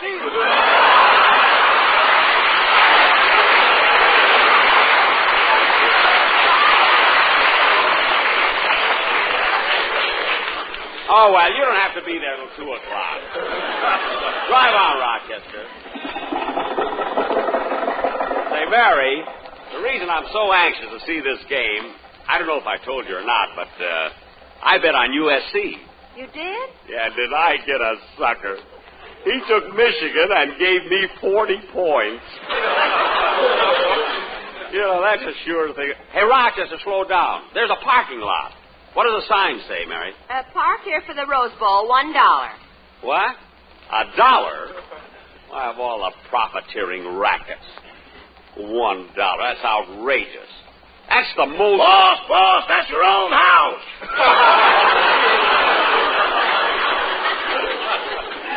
Oh, yes. Gee, 15 cars already. It's only 4 o'clock in the morning. Now, Rochester, let's get to Pasadena as fast as we can. I don't want to miss getting those Rose Bowl tickets. Say, Jack, look. We left Phil at Don's house, and there he is walking toward us. Well, I'll be darned. Rochester, stop the car. Hey, Phil! Phil! Hiya, Jackson. Phil, do you know what condition you were in when I left Don? Yeah, Jackson, I felt awful. It's the first time I ever passed out after the first glass. After the first glass, for heaven's sake, what were you drinking? Milk. Milk? Yeah, some wise guy turned out the lights and handed it to me. But, Phil, milk is good for you when you're drinking. It neutralizes the alcohol. It makes you feel good the next morning. Go on, Daddy. Now tell me about the birds and the bees. Phil, you ought to be ashamed of yourself. Ashamed of what? So I've been having a little fun for the last 2 nights. Last 2 nights? Everybody else has a party on New Year's Eve, but you have to start your party the night before. So what? Henry Wallace started his party the night before that.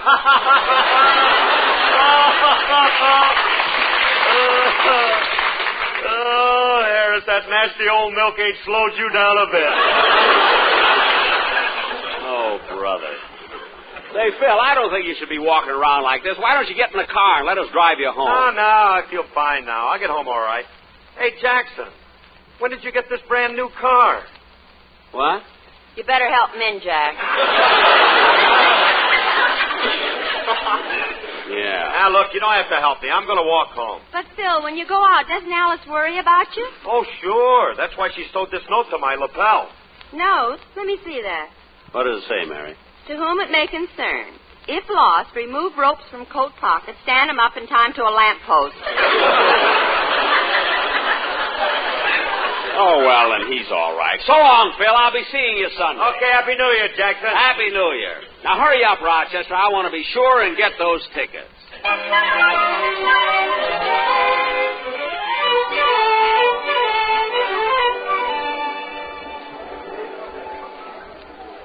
Gee, standing here so long. What a crowd. Yeah. Here it is, almost noon, and we've been standing in this ticket line for 5 hours. Yeah. And the line doesn't seem to... Hey, you back there, stop shoving. Wonder how long it'll be before we... I said stop shoving! Yeah, I can't understand, Mary. People go to football games. It brings out the worst in them. Look, I warned you twice. And if you shove me once more, I'll drag you out of line and I'll... I can't help it, mister. People are pushing me.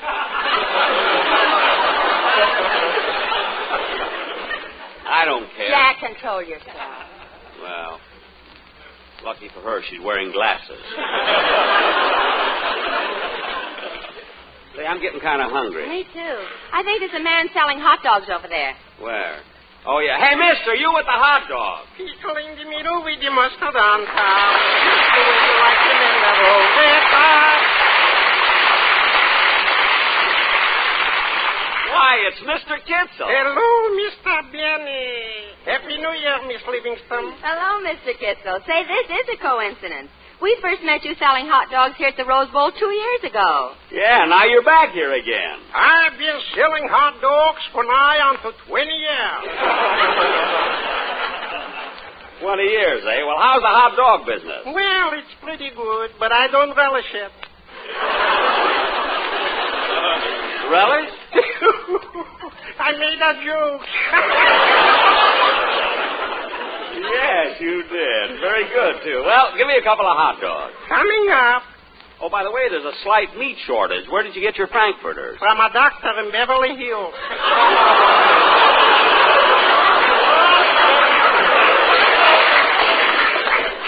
Jack, that must be your horse doctor. Mary, he means a butcher. Two Frankfurters, Mr. Kitzel. You want the pickle in the middle and the mustard on top, or the mustard in the middle and Johnny Logan on top? Mr. Kitzel, stop making jokes, and here's your money. Thank you, Mr. Benny, and Happy New Year. Same to you. Same to you.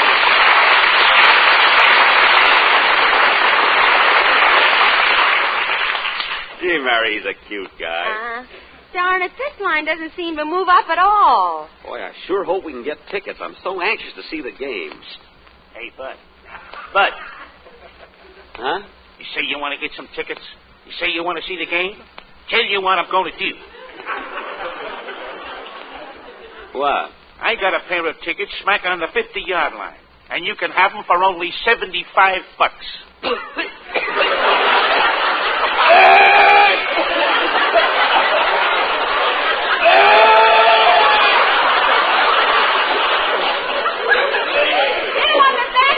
Choking on that hot dog. It's her?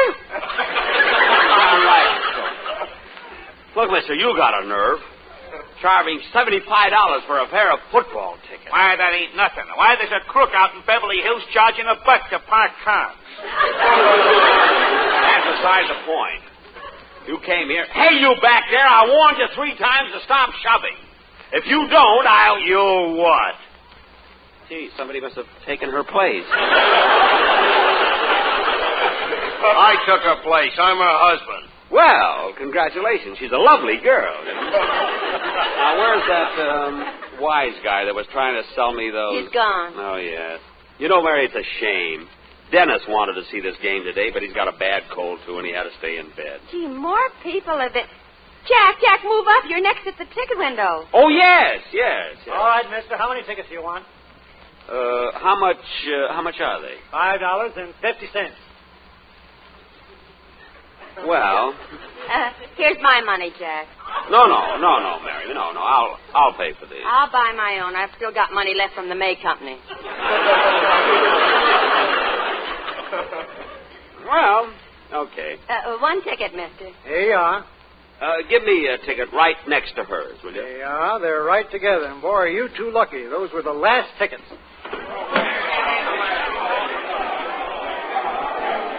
Come on, Mary. Come on. Let's get out of here. Boy, we are lucky. I had my heart set all year on seeing this game, and I'm going to see it now. Come on, Mary. We're over at Tunnel 16. Okay. You know, it's kind of chilly. I want to get a cup of coffee first. You want one, Mary? No, I don't want to get mixed up in that crowd. I'll go ahead and hold our seats. Okay. See you in a few minutes, Mary. Now, don't let him start the game without me. Let's see. Where can I get the coffee? Oh, there's a stand over there. Yada-dee-da-dum, da-dee-da-dee-da-dee-da-dee. Gee, I can't wait. Boy, I was up all night, stood in line for 5 hours. It was worth it to get this ticket.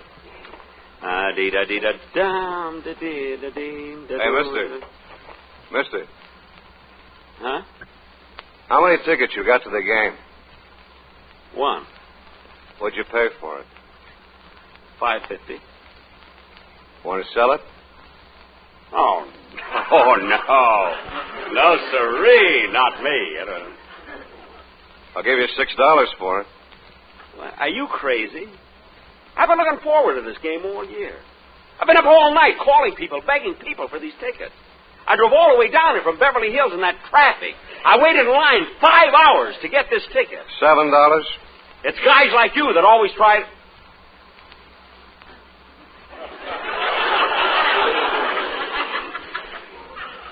How much? $7. $7? Yep.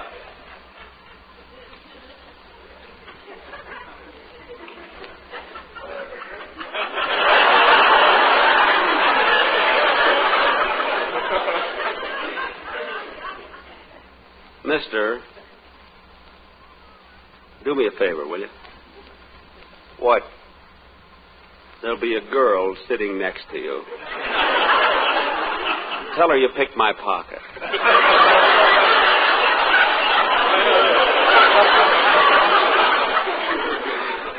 Okay. Here's your money. Thanks. So long, mister. Yada-dee-da-dum, da-dee-da-dee, da-dee-da. Gee, I hate to miss that game. But then again, with this money, I could...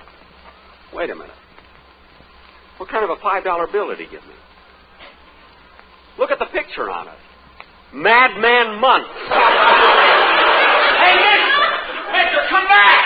Come back here! Hey, mister, come back here! Come back!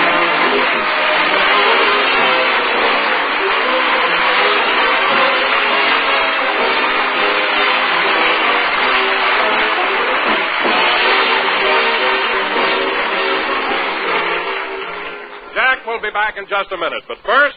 Quality of product is essential to continuing success. And Lucky Strike means fine tobacco. LSMFT. Yes, Lucky Strike means fine tobacco. And fine tobacco is what counts in a cigarette. Remember what happens at the tobacco auction? At market after market, independent tobacco experts can see the makers of Lucky Strike consistently select and buy that fine, that light, that naturally mild tobacco.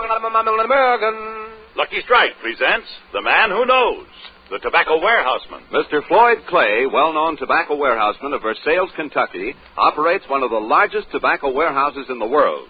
Not long ago, he said, up through the years, I've seen American buy tobacco that's ripe and mild. Tobacco with real flavor and mellowness. I've smoked Lucky's myself for... Lucky Strike means fine tobacco. So smoke that smoke of fine tobacco, Lucky Strike. Yes, next time you buy cigarettes, ask for Lucky Strike. So round, so firm, so fully packed, so free and easy on the draw.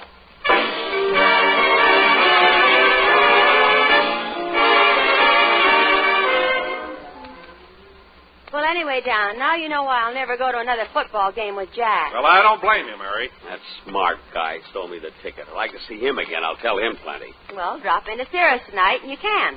How do you know he's going to be there? I've got a date with him. You would. Good night.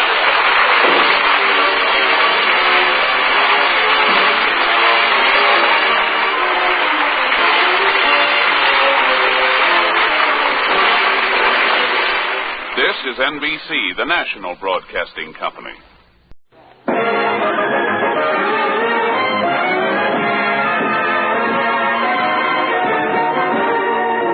Lucky Strike program, starring Jack Benny, with Mary Livingston, Bill Harris, Rochester Dennis, and yours truly, Don Wilson.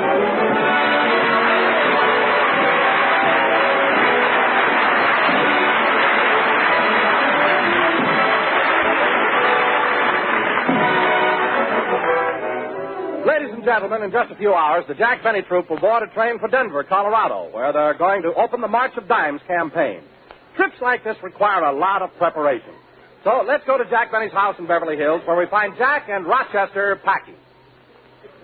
Gee, Rochester, I'm all excited about this trip. Me too, boss. You know, it's pretty cold in Denver this time of year. It sure is. Do you want to take your long ones or your short ones? Well, I better take the long ones. The sideburns will keep my ears warm. Now, let's see. Have you all my clothes packed? I think so. One pair of pajamas, one set of underwear, one pair of socks, one shirt, one handkerchief, and 6 boxes of Does. That Does is wonderful. It does everything, you know. No, it don't. Little old Rochester has to do the ironing. Well, Rochester, I like you to take care of my laundry personally because you do it better than anybody, you know. Well, that reminds me, boss, when you get back from Denver, you better buy an extra Bendix. But, Rochester, why do we need an extra washer? The day after our baby came, Dinah Shore signed up for our diaper service.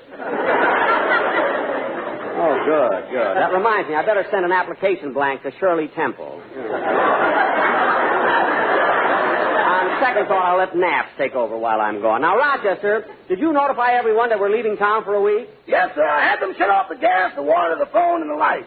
And what'd you do about the milk? I sent the cow away to a rest farm. That's fine. She ought to be loaded when we come back. Now, Rochester, finish packing because we don't want to miss the train. Yes, sir. You know, Rochester, every time I take a train trip, it brings back such memories. It was just about 10 years ago on a train that I first met you. You were a porter. I remember when we arrived in Los Angeles. You helped me out with my coat and whisked all the dust off me. Then you picked up my bags, carried them all the way through the station and out to the taxi cab. That was 10 years ago. Now, if you'll give me my tip, I'll go home to my family.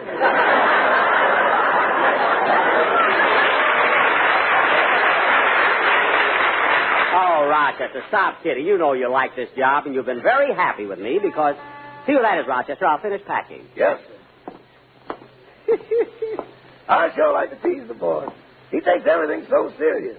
If he only knew, I wouldn't leave him for $100 a week. Not for $200. Not for $300. $300? Get behind me, Satan. Nah, I'd never leave the boy. But still, there's so many things you can buy with $300 that... Satan, stop pushing. Sometimes I think that... Coming! Hello, Rochester. Hello, Miss Livingston. Come in. Has Mr. Benny finished packing yet? He's got a suitcase full of clothes and a trunk full of vitamin pills. A trunk full of vitamin pills? With so many germs in the air, Mr. Benny's taking along his own iron curtain. Oh, where's he now? He's in the room. You can go on in. Okay. Say, Rochester, it's you, Mary.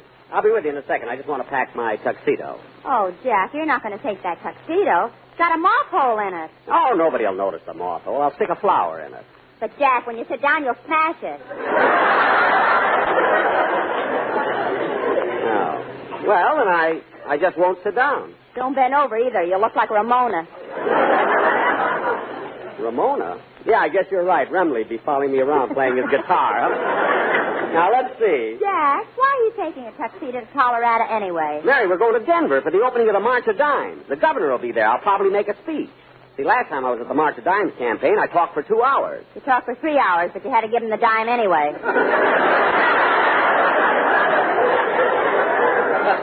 Mary, now stop with those jokes. I got to finish packing. Now, let's see. What else should I take? Ramona, da-dee-da-dee-dum, dee-da-dum. Jack. Ramona, da-dee-da-dee-da-dee-da. Jack. Huh? Look in the other room on your dresser. Isn't that cute? What? Rochester put a rose between your teeth.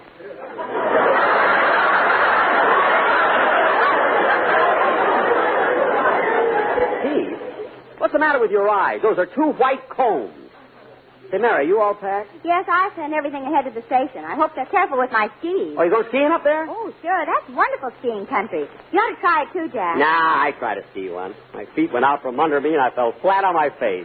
Well, there's an answer to that, but I gave it to Judy Canova. Well, I'm glad you gave it to somebody. Now, let's see. Well, I think I got everything I'll need. Oh, boss. What is it, Rochester? Don't forget your combs. You may have steak on the train.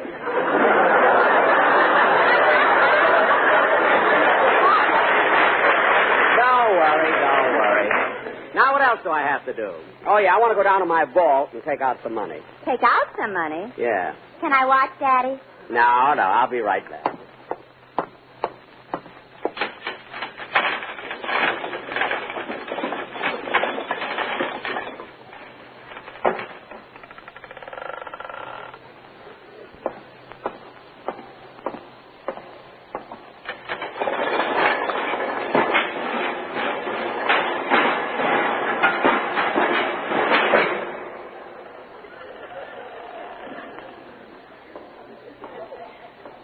Oh, who goes there? Friend or foe?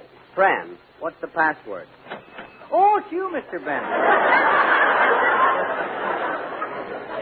That's right. How are you, Ed? Fine. How are things on the outside? Oh, not so good. There have been thousands of cases of Virus X in Los Angeles. I've never heard of that before. Virus X? No, Los Angeles. Oh, well, Los Angeles is a city that's been built since you've come down here. Don't you remember, Ed, when I first brought you out here, that little adobe hut down near the plaza? Yes. Well, that's now renting for $4,000 a month. Of course, Ed, Los Angeles is a big city now. It's the home of over 3 million men and women. Men and what? Women. Women? Squaws. Oh. Yeah. Well, I'm leaving town. I need a little money, Ed. I'm going to open the safe now. Shall I gouge out my eyes? No. No, Ed, I trust you. Now, let's see. The combination is right to 45, left to 160, back to 15, then left to 110. There.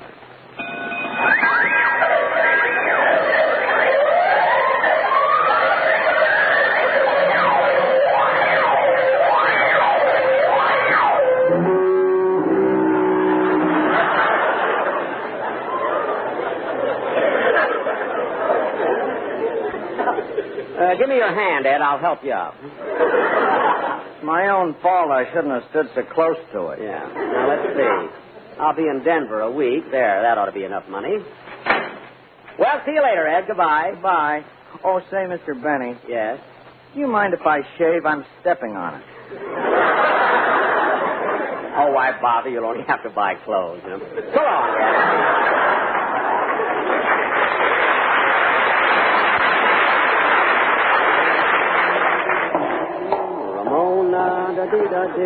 Jack? Jack, did you make enough money? Well, sure, Mary. Now all I have to do Hello, Miss Livingston. Hello, Mr. Benny. Oh, hello, Dennis.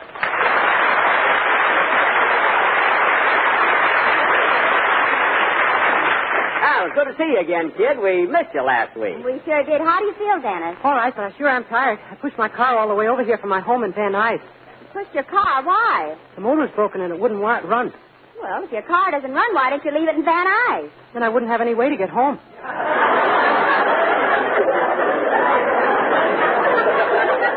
You take him, Jack. I lost my round. Kid, everybody in the cast was sorry that you were sick last week. Boy, did I feel awful. I had a temperature of 102. 102, eh? I know what you went through, Dennis. You know, I was sick, too. How much temperature did you have? 101. Ha!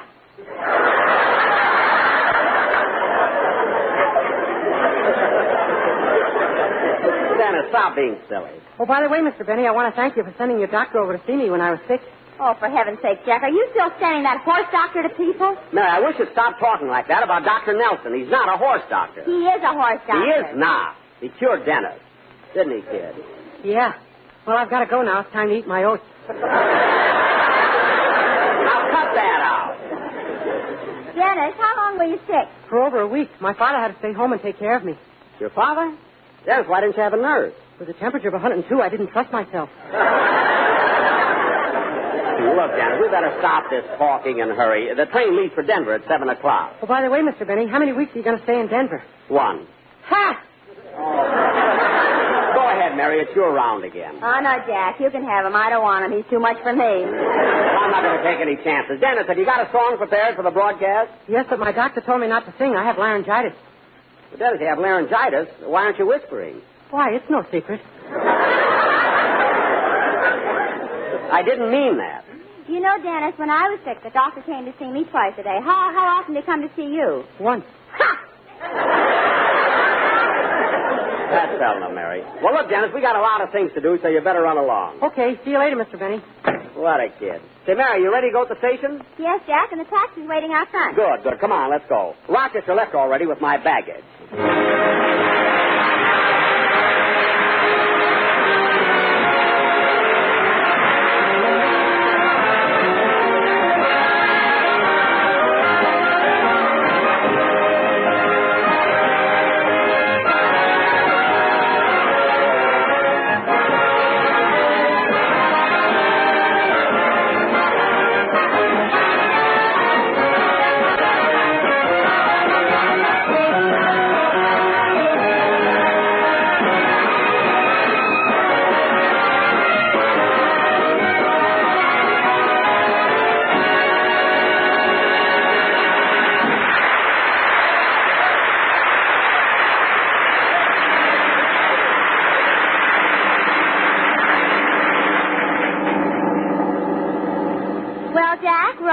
You can see the Union Station up ahead. Yeah. You know, Mary, it's so much better coming down in a taxi. They can take you right down to the main entrance. Okay, folks, you can get out here. Get out here? But, driver, we're a block away. Why don't you take us right to the station? Oh, no, I never take anybody to the station. Why? I can't stand saying goodbye.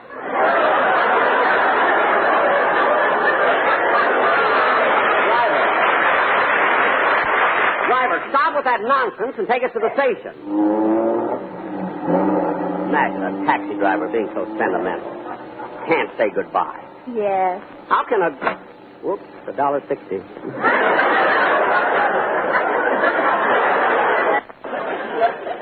Gee, I didn't think we lived that far from the... Okay, folks. Here you are at the Union Station. That'll be $1.60. Here's your money. Come on, Mary. So long, driver. Goodbye, mister. Take care of yourself. Have a nice trip. Oh, for heaven's sake. Come on, Mary. Let's go. Goodbye, lady. Have a nice time. Take care of yourself. I will. I don't know why people have to go away. I knew this was going to happen. I didn't want to come to the station, but he made me do it. He made me.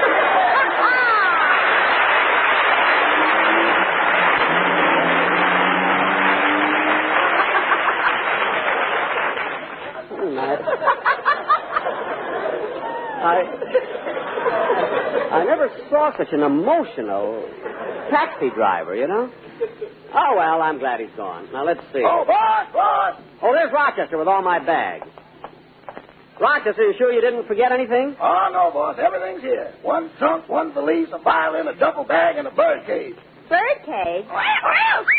Hello, Polly. Hello. Jack, you mean you're taking your parrot along to Denver? Well, Mary, I think I should. I'm taking her on this trip to forget. Forget? Yeah. That carrier pigeon, you know, she was in love with was transferred to the Mediterranean. She seems so... There's just one place for me near you. Forget it, Polly. He'll be back. Come on, Mary. Let's get in the station. Train leaving on track 5 for Anaheim, Azusa, and Cucamonga. Gee, I'm glad we got here early. Yeah, but I feel so silly, Jack. You have to carry that parrot. Well... Attention, please, attention. All passengers going to Anaheim, Azusa, and Cucamonga, please validate your smudge pots. Come on, Mary. Let's see if we can find the fellow. Oh, there you are, mister. I've been looking all over for you. Wait, you're the taxi driver. I thought you left. I had to come back. Have a nice trip. Take care of yourself. And don't forget to write. See, Mary, he does hate to say goodbye, doesn't he? Goodbye, mister. Goodbye, lady. Oh, why do people have to go away? Come on. Mary. Mary, let's get out of here. Will you? People are looking at us. Silly guy. Now, look, I got our reservations for the Pullman, but I better go over and get the tickets. There's just one place for me near you. Quiet, Polly, quiet. Oh, look, Jack, there's Phil. Where? Oh, yeah. Hello, Phil. Hiya, Jackson. I thought Well, hello, Polly. Hello. Phil, stop breathing on it. Now, what are you doing here at the station anyway? I thought you were taking a later train. Well, I am. I just came down early to check some of my luggage, but I still got some more packing to do. Oh. Well, by the way, Phil, it might be pretty cold in Denver. Is your coat checked? Yeah, Ask me that again, will you, Jackson? I said, is your coat checked? No, it's blue serge. Oh, Harris, it's too bad you ain't president, so you could be on all 4 networks. Phil, the only chance you'd ever have... Pardon me, aren't you Phil Harris? Oh, I sure am, honey. You better take a good look while you can, because I'm going to be out of town for a whole week, baby. Oh, I knew it was you, Mr. Harris. May I have your autograph? Watch this, Larry. Oh, please, Mr. Harris, give me your autograph. This ought to be good, Mary. You know, he can't write his own name. I know. Come on, Mr. Harris, your autograph, please. Look, honey, I ain't got no pencil, but here's something better than my autograph. How do you like that? He gave her a lock of his hair. You better be careful. That's what you used to do. Yeah. All 4 networks. All 4 networks. Quiet, Polly. Say, honey, would you like this fella's autograph, this man with the parrot? Well, I don't know. Who is he? Frank Buck. Mary. Miss, I happen to be Jack Benny. Oh. Well, would you sign Frank Buck anyway?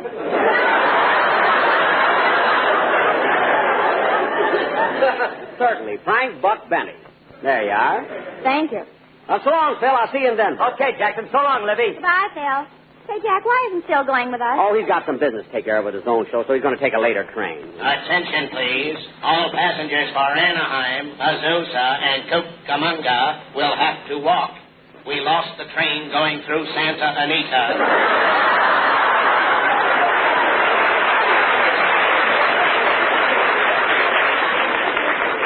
Rochester and his lousy tips. Gosh, Jack, look what time it is. Yeah, I hope this ticket window isn't... I say, old chap. Uh-huh? Begging your pardon and all that sort of rot. Could you inform me as to the location of the information booth, please? Well, now, I'm not sure.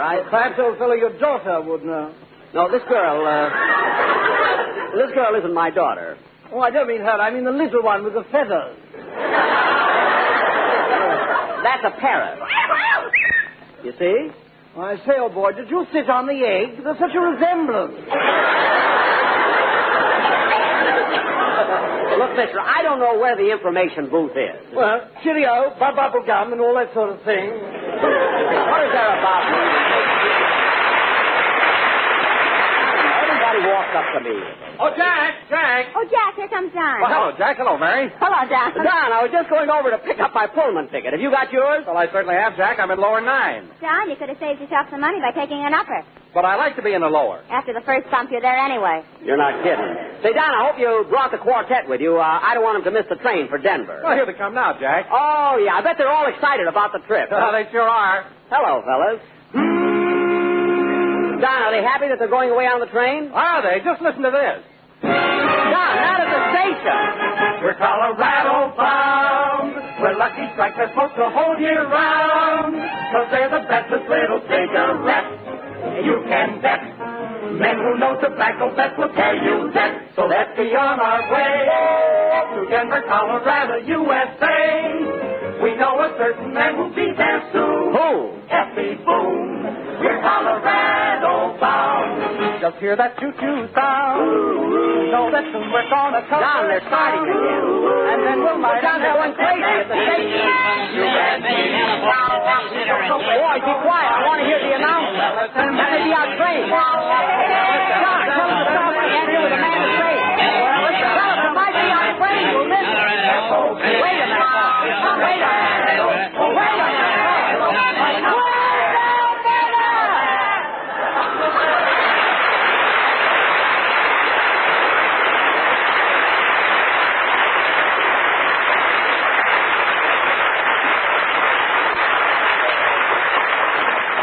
And Cucamonga. Don, I couldn't hear a word that train announcer said. Jack, you better hurry over and get your tickets. I'll meet you on the train. Okay, Mary, you take the parrot, and I'll see you and Don at the gate. All right, but hurry. Now, let's see. The ticket window is over... Oh, there you are, mister. I'm so glad you haven't left yet. Oh, for heaven's sake, you again. I'm trying to get a ticket, will you? Please, take care of yourself. Mister, I'll take care of myself. I bought something for you. Here, take this fruit and these flowers. Flowers? Give them to the little lady. Thank you, but mister... I just hate to say goodbye. Look, you don't have to worry. I'm a stranger. I'm a stranger. I didn't want to come all the way to the station, but you made me. You made me. You made me. Why do people have to go away?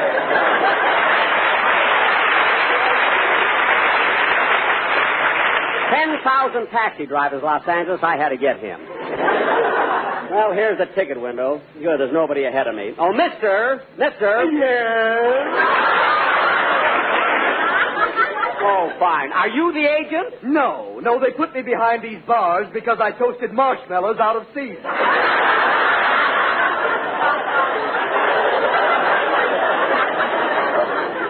Now, look, mister, I'm in a hurry. I'm in a hurry. Look, give me 2 for Denver. 2 Denver? You want them on rye or whole wheat? Look, not sandwiches. Not Denver, Colorado. Oh, I'm sorry. I used to work in the Brown Derby. Oh. Well, you're in the railroad station now. You can take it off. Well, I can't. There's a guy named Tony under it giving me away.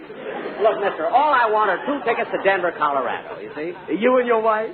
My wife? Oh, no, don't deny it. I know you just got married. You're still carrying the flowers. Look, this bouquet of flowers... Why don't you throw it? You're darn right I'll throw it. There. Whoops, I caught it. Wait till the girls hear about this.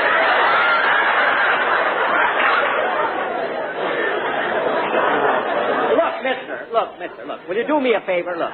Give me 2 tickets for Denver, Colorado. That's all I want. That's all. Yes. 2 tickets. That's all I want. 2 tickets to Denver, Colorado. Do you have your baggage all taken care of? Yes, I have. Well, it may be cold in Denver. Is your coat checked? Well,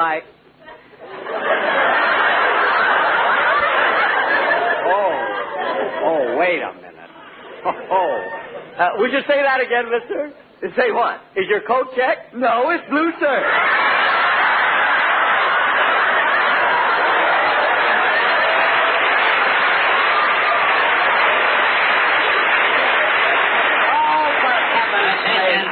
Attention, the Santa Fe, California, on Trek 7 going to Denver is ready to leave.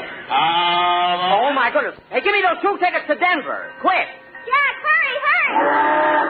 Coming, Mary. I'm coming.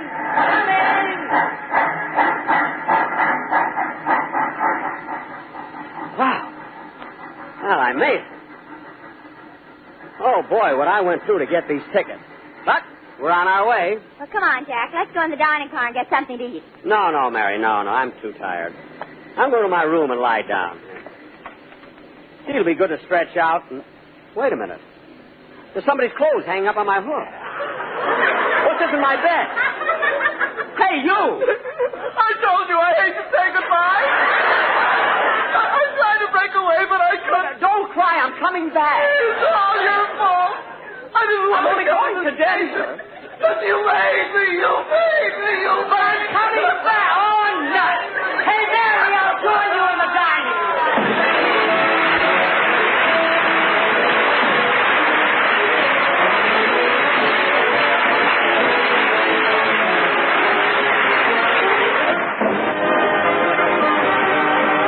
Ladies and gentlemen, be sure to listen to the Phil Harris Alice Faye Show on Sundays and A Day in the Life of Dennis Day on Wednesdays. Next Sunday night, we'll be broadcasting from the Civic Auditorium in Denver, Colorado, for the March of Dimes campaign. So I hope you'll all be listening. Good night.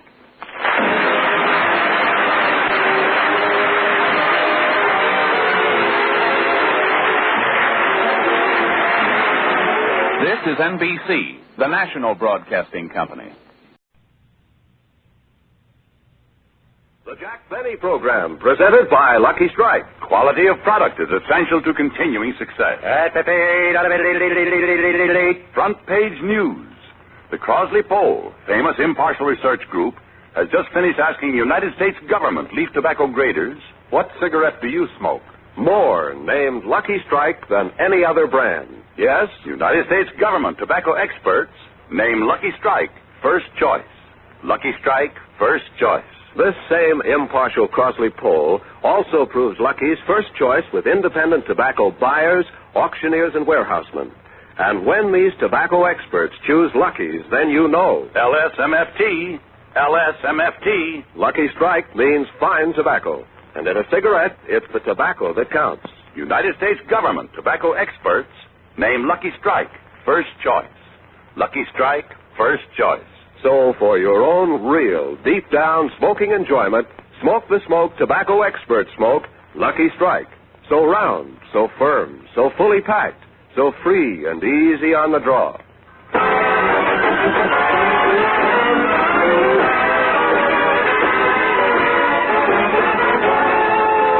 Broadcasting for the March of Dimes campaign in Denver, Colorado, the Lucky Strike program starring Jack Benny, with Mary Livingston, Phil Harris, Rochester, the Sportsman's Quartet, and yours truly, Don Wilson.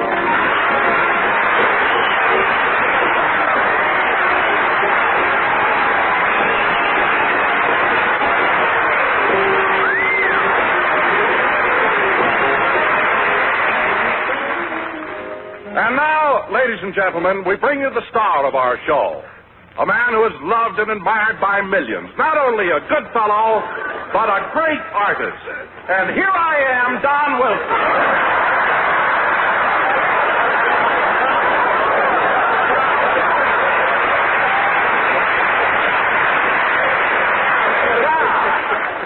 Don, what's the idea of that introduction? I come all the way to Denver to do a show, and you introduce yourself as the star. Well, Jack, Denver happens to be my hometown, and I didn't think you'd mind.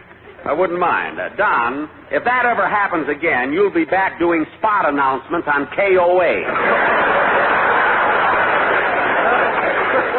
But, Don, I can understand your enthusiasm, this being your hometown. From what I've seen of it, you can be very proud. Oh, I'm glad you said that, Jack. I don't want to sound overly sentimental, but I love every square mile of Denver. Well, that's as it should be, Don, because I'm sure Denver loves every square mile of you.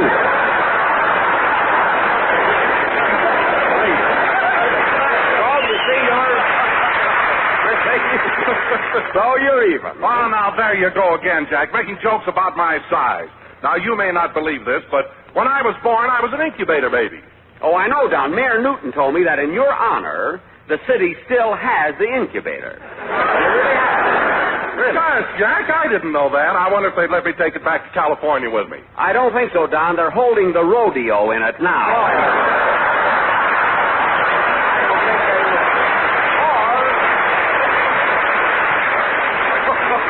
Or rodeo, as they call it in Anaheim, Azusa, and Cucamonga. But, Don, isn't it wonderful to be broadcasting here from the City Auditorium with an audience of 3,500 people? Yes, Jack, and for the March of Dimes, each of them contributed anywhere from $5 to $1,000 for a ticket to get in. Don, you mean the people paid as much as $1,000 to get in here today? They certainly did. Gosh, if I'd have known that, I'd have raised the price of the popcorn in the lobby. I could have gotten $10 a pop. But anyway, oh, hello, Mary. Hello, Jack.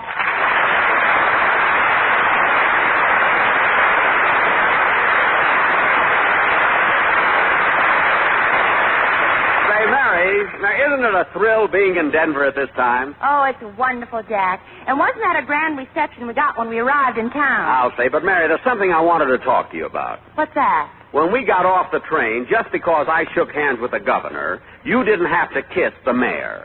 You see? You say hello your way, I'll say hello mine.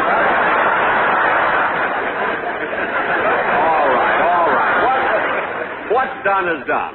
But remember, when we leave, things are going to be different. Do you understand? Okay, I'll shake hands with the governor and you kiss the mayor.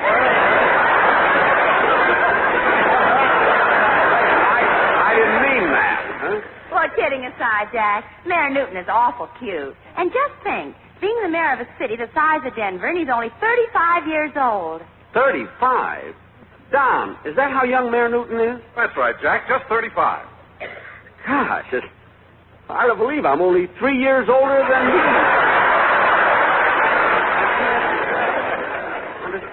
Jack. What? We were talking about the mayor, not the governor. Oh.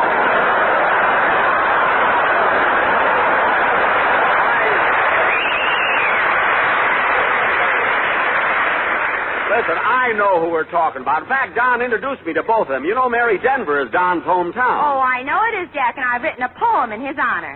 Well, that's sweet. Let's hear it. Okay. To you, Don Wilson, our announcer. We love you all. Yes, every pound, sir. Yeah. From the front or from the back. So round, so firm, so pull it tight.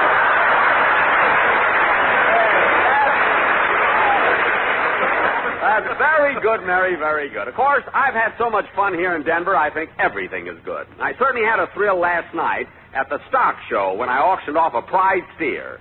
And, Mary, you wouldn't believe it, but that steer weighed 2,000 pounds. I never thought that... Jack. What? How much did you say that steer weighed? 2,000 pounds. That's a lot of bull.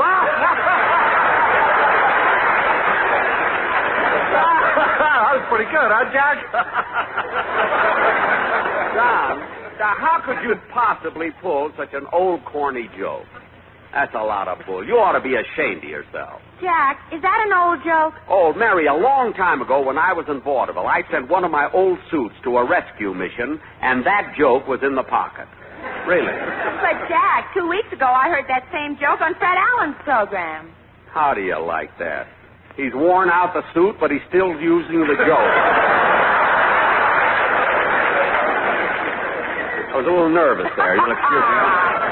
You know, well, I'm in a strange town. Now, Don, what I said still goes. I don't want any more of those corny... Okay, girls, throw away your lassos and don't you miss, because who hog-ties me first gets a great big kiss. And lay it on me with that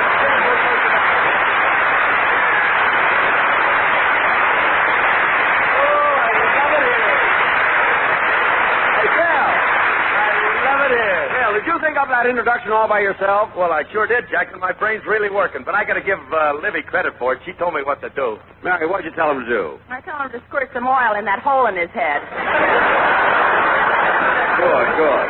Well, Phil, now that all the parts in your head are moving again, tell me, you've been having a good time here in Denver? You know, there's so many places of interest. You're not kidding, Jackson. When I got off the train, the first thing I did was go straight to the library. Well, Phil, Wait a minute.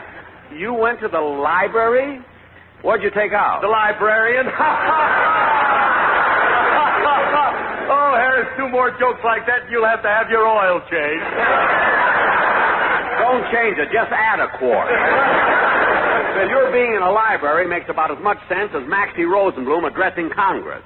Although, Phil, if you spent more time in the library, you might learn something. What are you talking about, Jackson? There are other ways to pick up an education. I've done a lot of traveling. I've been all over the country. I know plenty. Oh, you do, eh? Well, then tell me. In what state is Pikes Peak? All right.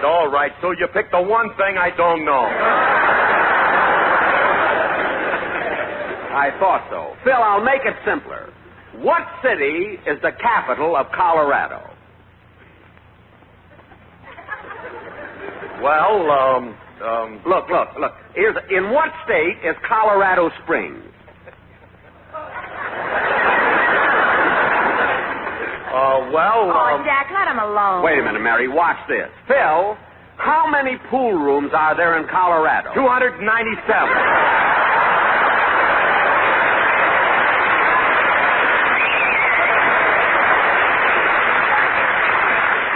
He knows. Pennsylvania has 492. New York's got 2,053. North Dakota's got 165. West Virginia's got 23. Okay, we believe you. Now listen, Phil, closely, and I'll help you. I asked you what city is the capital of Colorado, and you didn't know. Well, I'll give you a hint. The name of the city starts with a D and ends with an R. Pueblo? Phil, pick up your stick and lead the band. Okay, Jackson, hit it, boy.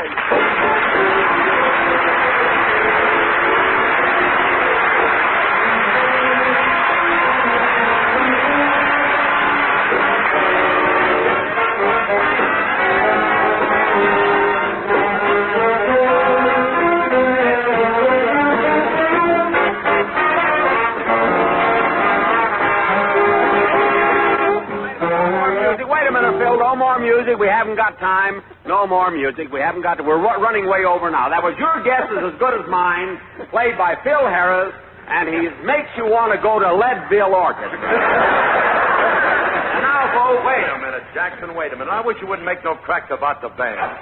I went to a lot of trouble rounding up these musicians here in Colorado. I almost didn't have enough men. Really? Yeah, but luckily the governor pardoned 6 of them just for this program. Well, that was nice of the governor. Come in. Yes? Is this the Jack Benny program? Well, come right in. Gee, I'm glad to see you. Have a chair. I have a telegram for Jack Benny. Take it, Mary. Thank you, son. Phil, why'd you make such a fuss over the kid? He's only a messenger boy. I thought it was Mayor Newton.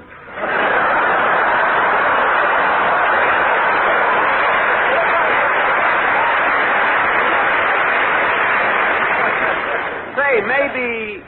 No, it couldn't be. This boy shaves already.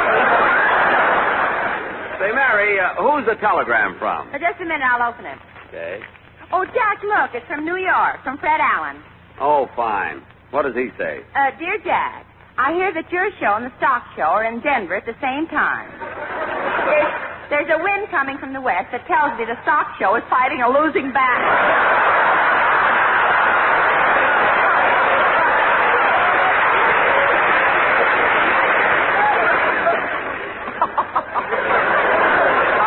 Like that. There's a P.S. A P.S. on a telegram? I saw pictures of you in the current issue of Liberty magazine. To paraphrase Patrick Henry, don't give me liberty, give me death. Thinks he's so smart. Say, Jack, I saw those pictures in Liberty magazine. I read the article, too. So did I, Jack. You know, I haven't seen it yet. Mary, do I look good in the picture? Oh, Jack, you look wonderful. Thank heaven. And Lady Esther. Wait a minute, Mary. You know Come on, Jackson. Come on. Let's hurry up and finish this clam bake. I want to leave for home as soon as this show's over. Why, Phil, what's the big hurry? Are you kidding? While I'm here in Denver, Robert Taylor's going to be a guest star on my program back in Hollywood. Just think of it. Robert Taylor with Alice. Why, Phil, don't tell me you're jealous. Certainly I'm jealous. Robert Taylor's a big, husky guy with dimples in his cheeks, beautiful wavy hair, and a gorgeous smile. He's almost as pretty as I am. What? And if he can sing That's What I Like About the South, I'm dead. Oh, Phil, I wouldn't worry about Robert Taylor. He's a dope. He doesn't even know that Pueblo is the capital of Colorado. Well, if he thinks I'm going to tell him, he's crazy. Certainly. So believe me, Phil, you have nothing. Hey, what's that? Hello, partner. Yippee!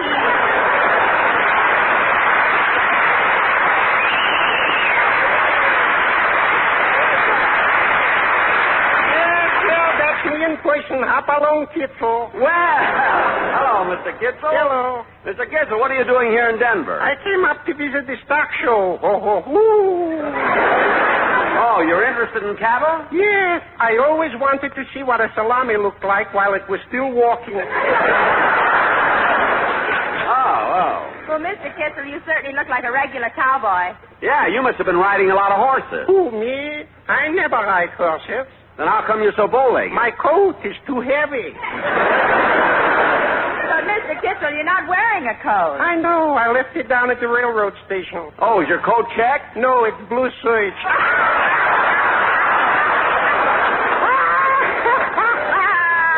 Oh, Mr. Bennett, that's a joke I heard on the radio program. I know. It was on last Sunday's Lucky Strike program. You listen to it, too?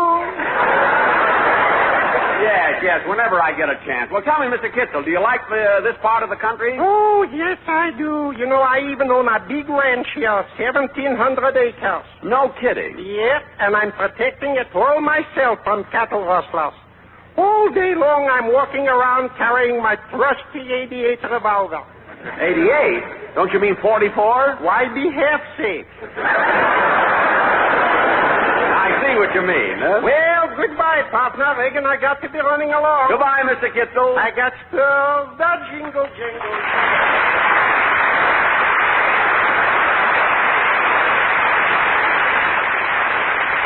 You know, that Mr. Kitzel has a good time every place he goes. Hey, Jackson, where's Dennis? Ain't it time for the kid to do his song?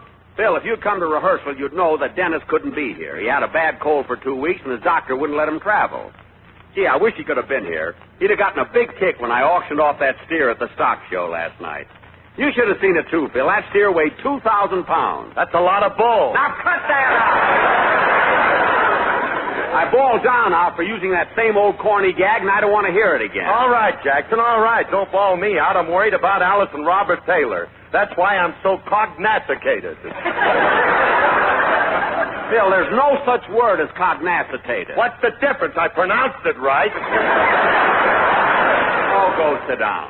Say, Don, if Dennis isn't here, what are we going to do about a song? I've got that all fixed up, Jack. That's why I brought the quartet. They prepared a beautiful vocal number. Oh, yes, the Sportsman. Fellas, do you really think it fits the occasion? Good. Let's hear it.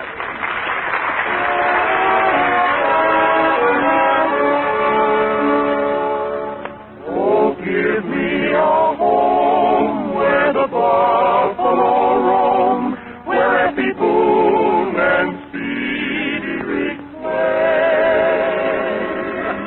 where all you can hear is that fine auctioneer, and they smoke Lucky Strike all the day.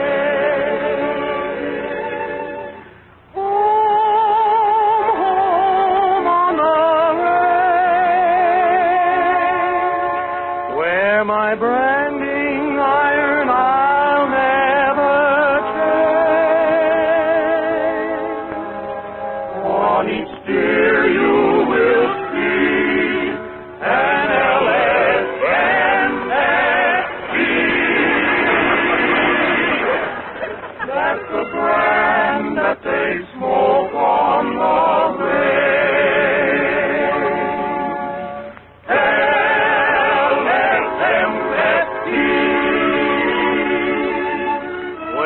Quality of product is essential to continuing success.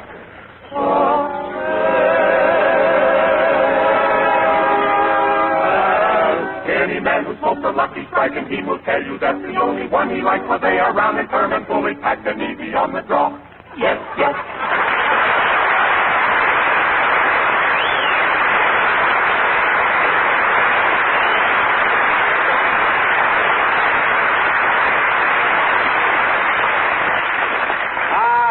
Very good, Don, very good. I didn't expect the boys to go into a commercial, but I forgive them from the bottom of my bread and butter. Now, kids, since this particular broadcast is so important, I do think we ought to, excuse me, come in. How do you do, Mr. Benny? Well, it's Governor Lee Nouse of Colorado.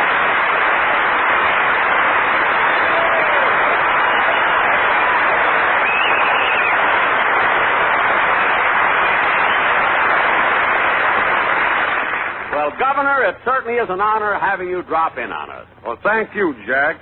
I'm so glad you came to Denver, and I hope you haven't minded the weather.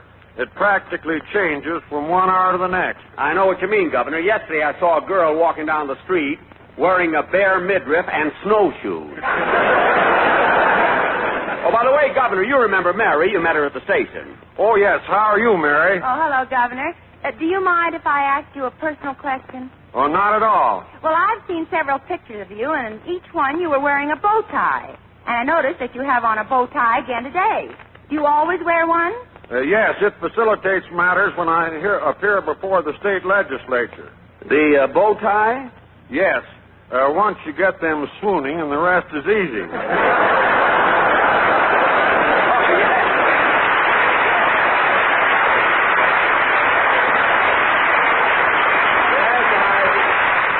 I believe I understand. Governor, would you mind answering another question? Oh, not at all, Mary. Well, I notice your hair is rather thin on top and you're gray around the temples. How old are you? 38. 38, but Governor, I'm 38. I thought we looked about the same age. Ladies and gentlemen, there'll be a short pause while Jack Benny turns Republican. Mary, please. Hey, Jackson. Hey, introduce me. Oh, yes, Governor Nouse. This is Phil Harris. Hello, Mr. Harris. Didn't I see you in the library? Oh, yes, sir. Were you there, too? Yes. I was trying to find a book that would translate the lyrics of That's What I Like About the South. Hey, that governor's a sharpie, isn't he? Yeah, you're not...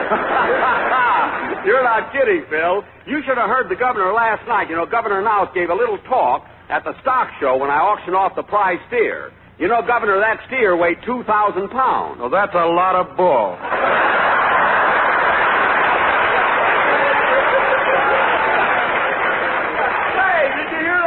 Kids, what a sense of humor. Jack. Mary, he's the governor. What a terrific Jack. Oh, Jack, I shouldn't have pulled such a corny joke. Corny? Governor, it was sensational. It was not only clever, but it had just the right touch of subtlety. Now, tell me, Governor, have you ever thought of doing any writing? No, Jack, I haven't. You see, the affairs of state keep me quite busy. Most of my writing is confined to official correspondence and personal letters. Oh. Which reminds me, you didn't answer a letter I sent you 2 years ago.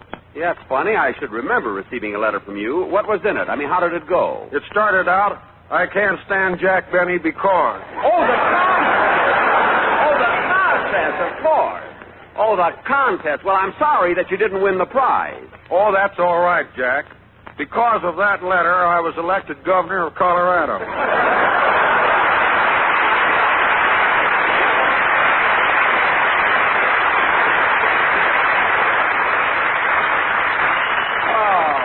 Oh, Don, come here a minute. Yes, Jack. Governor, I want you to meet my announcer, Don Wilson. Oh, I know Don. He's one of our native tons. Oh, Governor, just a minute, Governor. Look at the script. That's son. Look at Wilson, and that's ton. Oh, I get it. Hello, Don. Well, hello, Governor. Well, Governor, I'm awfully happy you dropped in, and if there's anything you want me to do while I'm in Denver, just mention it.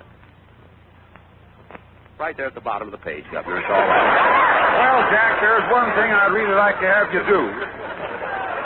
I be just as nervous if I was governor.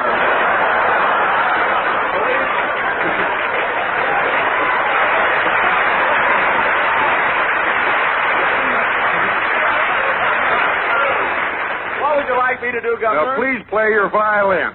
What? Governor, you asked Jack to play his violin in front of all these people? Yes. Aren't you interested in being reelected? Mary. Well, maybe you're right, Mary, but seriously, Jack, before I go, the citizens of Colorado would like to give you this citation as a token of their gratitude. It says, in appreciation to Jack Benny for coming to Denver and launching the 1948 March of Dimes campaign. His presence has brought sunshine and joy to stricken faces, and he has accelerated the giving of many thousands of dollars in the never-ending fight against infantile paralysis. And Jack, it gave me great personal pleasure to place my signature and the state seal on this citation. Well, thank you, Governor. Thank you very, very much.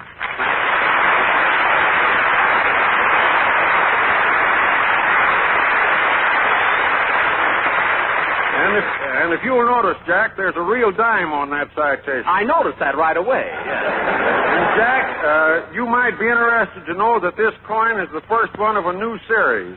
If you look closely, you'll see how it differs from the other dimes.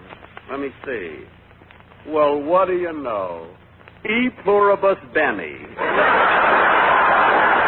Well, thank you, Governor. It's been a great pleasure coming up to Colorado for this campaign.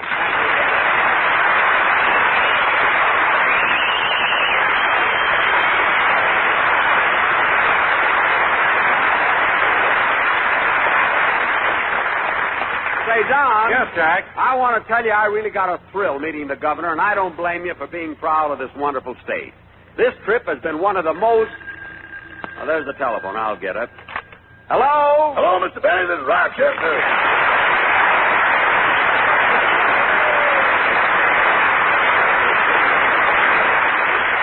Oh, hello, Rochester. What did you call me for? Well, I'm over here in your suite at the Brown Palace Hotel, and I think you're in trouble.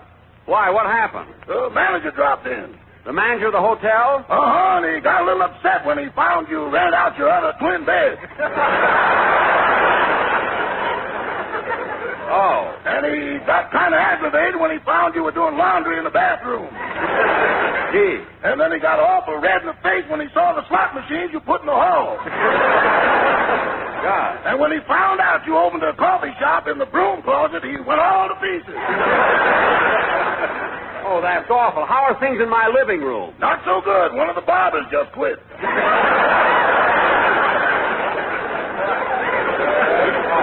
Well, have one of my writers take over his chair. Yes, sir. Goodbye. Goodbye. Oh, say, boss. Now what? Can I have the night off? Some friends here in Denver are giving me a birthday party.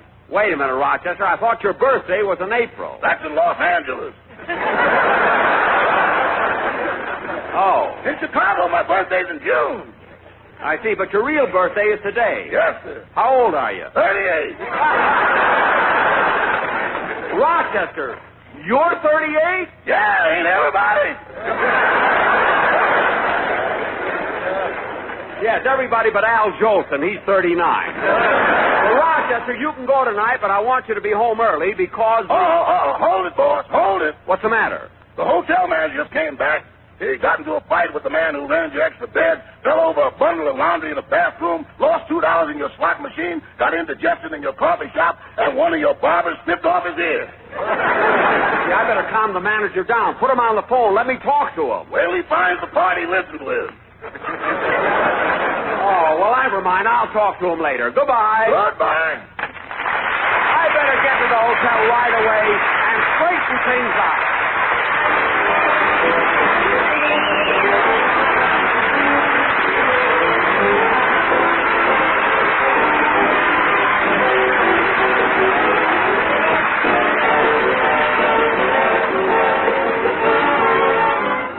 Ladies and gentlemen, the nation's fight against infantile paralysis continues relentlessly. The March of Dimes has made this possible. But your contributions must keep rolling in order to continue the fight against polio. Please send your dimes and quarters to your local March of Dimes headquarters now. Join the March of Dimes. Thank you.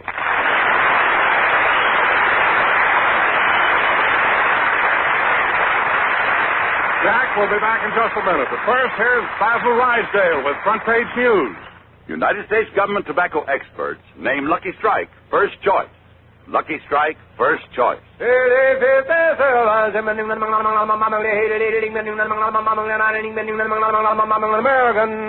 In the nation's great tobacco markets, the independent Crossley poll asked United States government leaf tobacco graders, what cigarette do you smoke? More said Lucky Strike than any other brand. Yes? United States government tobacco experts name Lucky Strike first choice. Lucky Strike first choice.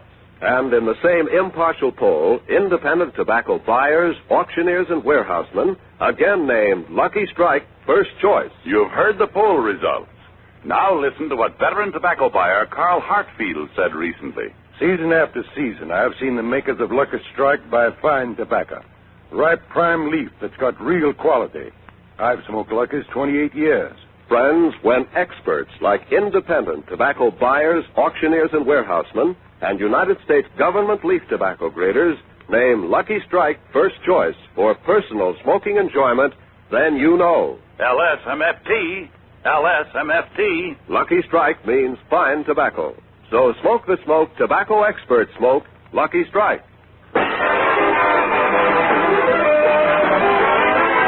Ladies and gentlemen, I want to thank Governor Knauss, Mayor Newton, and everybody in Denver for making our week here so enjoyable and inviting us here to help launch the March of Dimes campaign. They've done a wonderful job here in Denver. Tomorrow night, we'll be saying hello to all my friends in Pueblo, Colorado, to continue this worthy cause. Good night, everybody.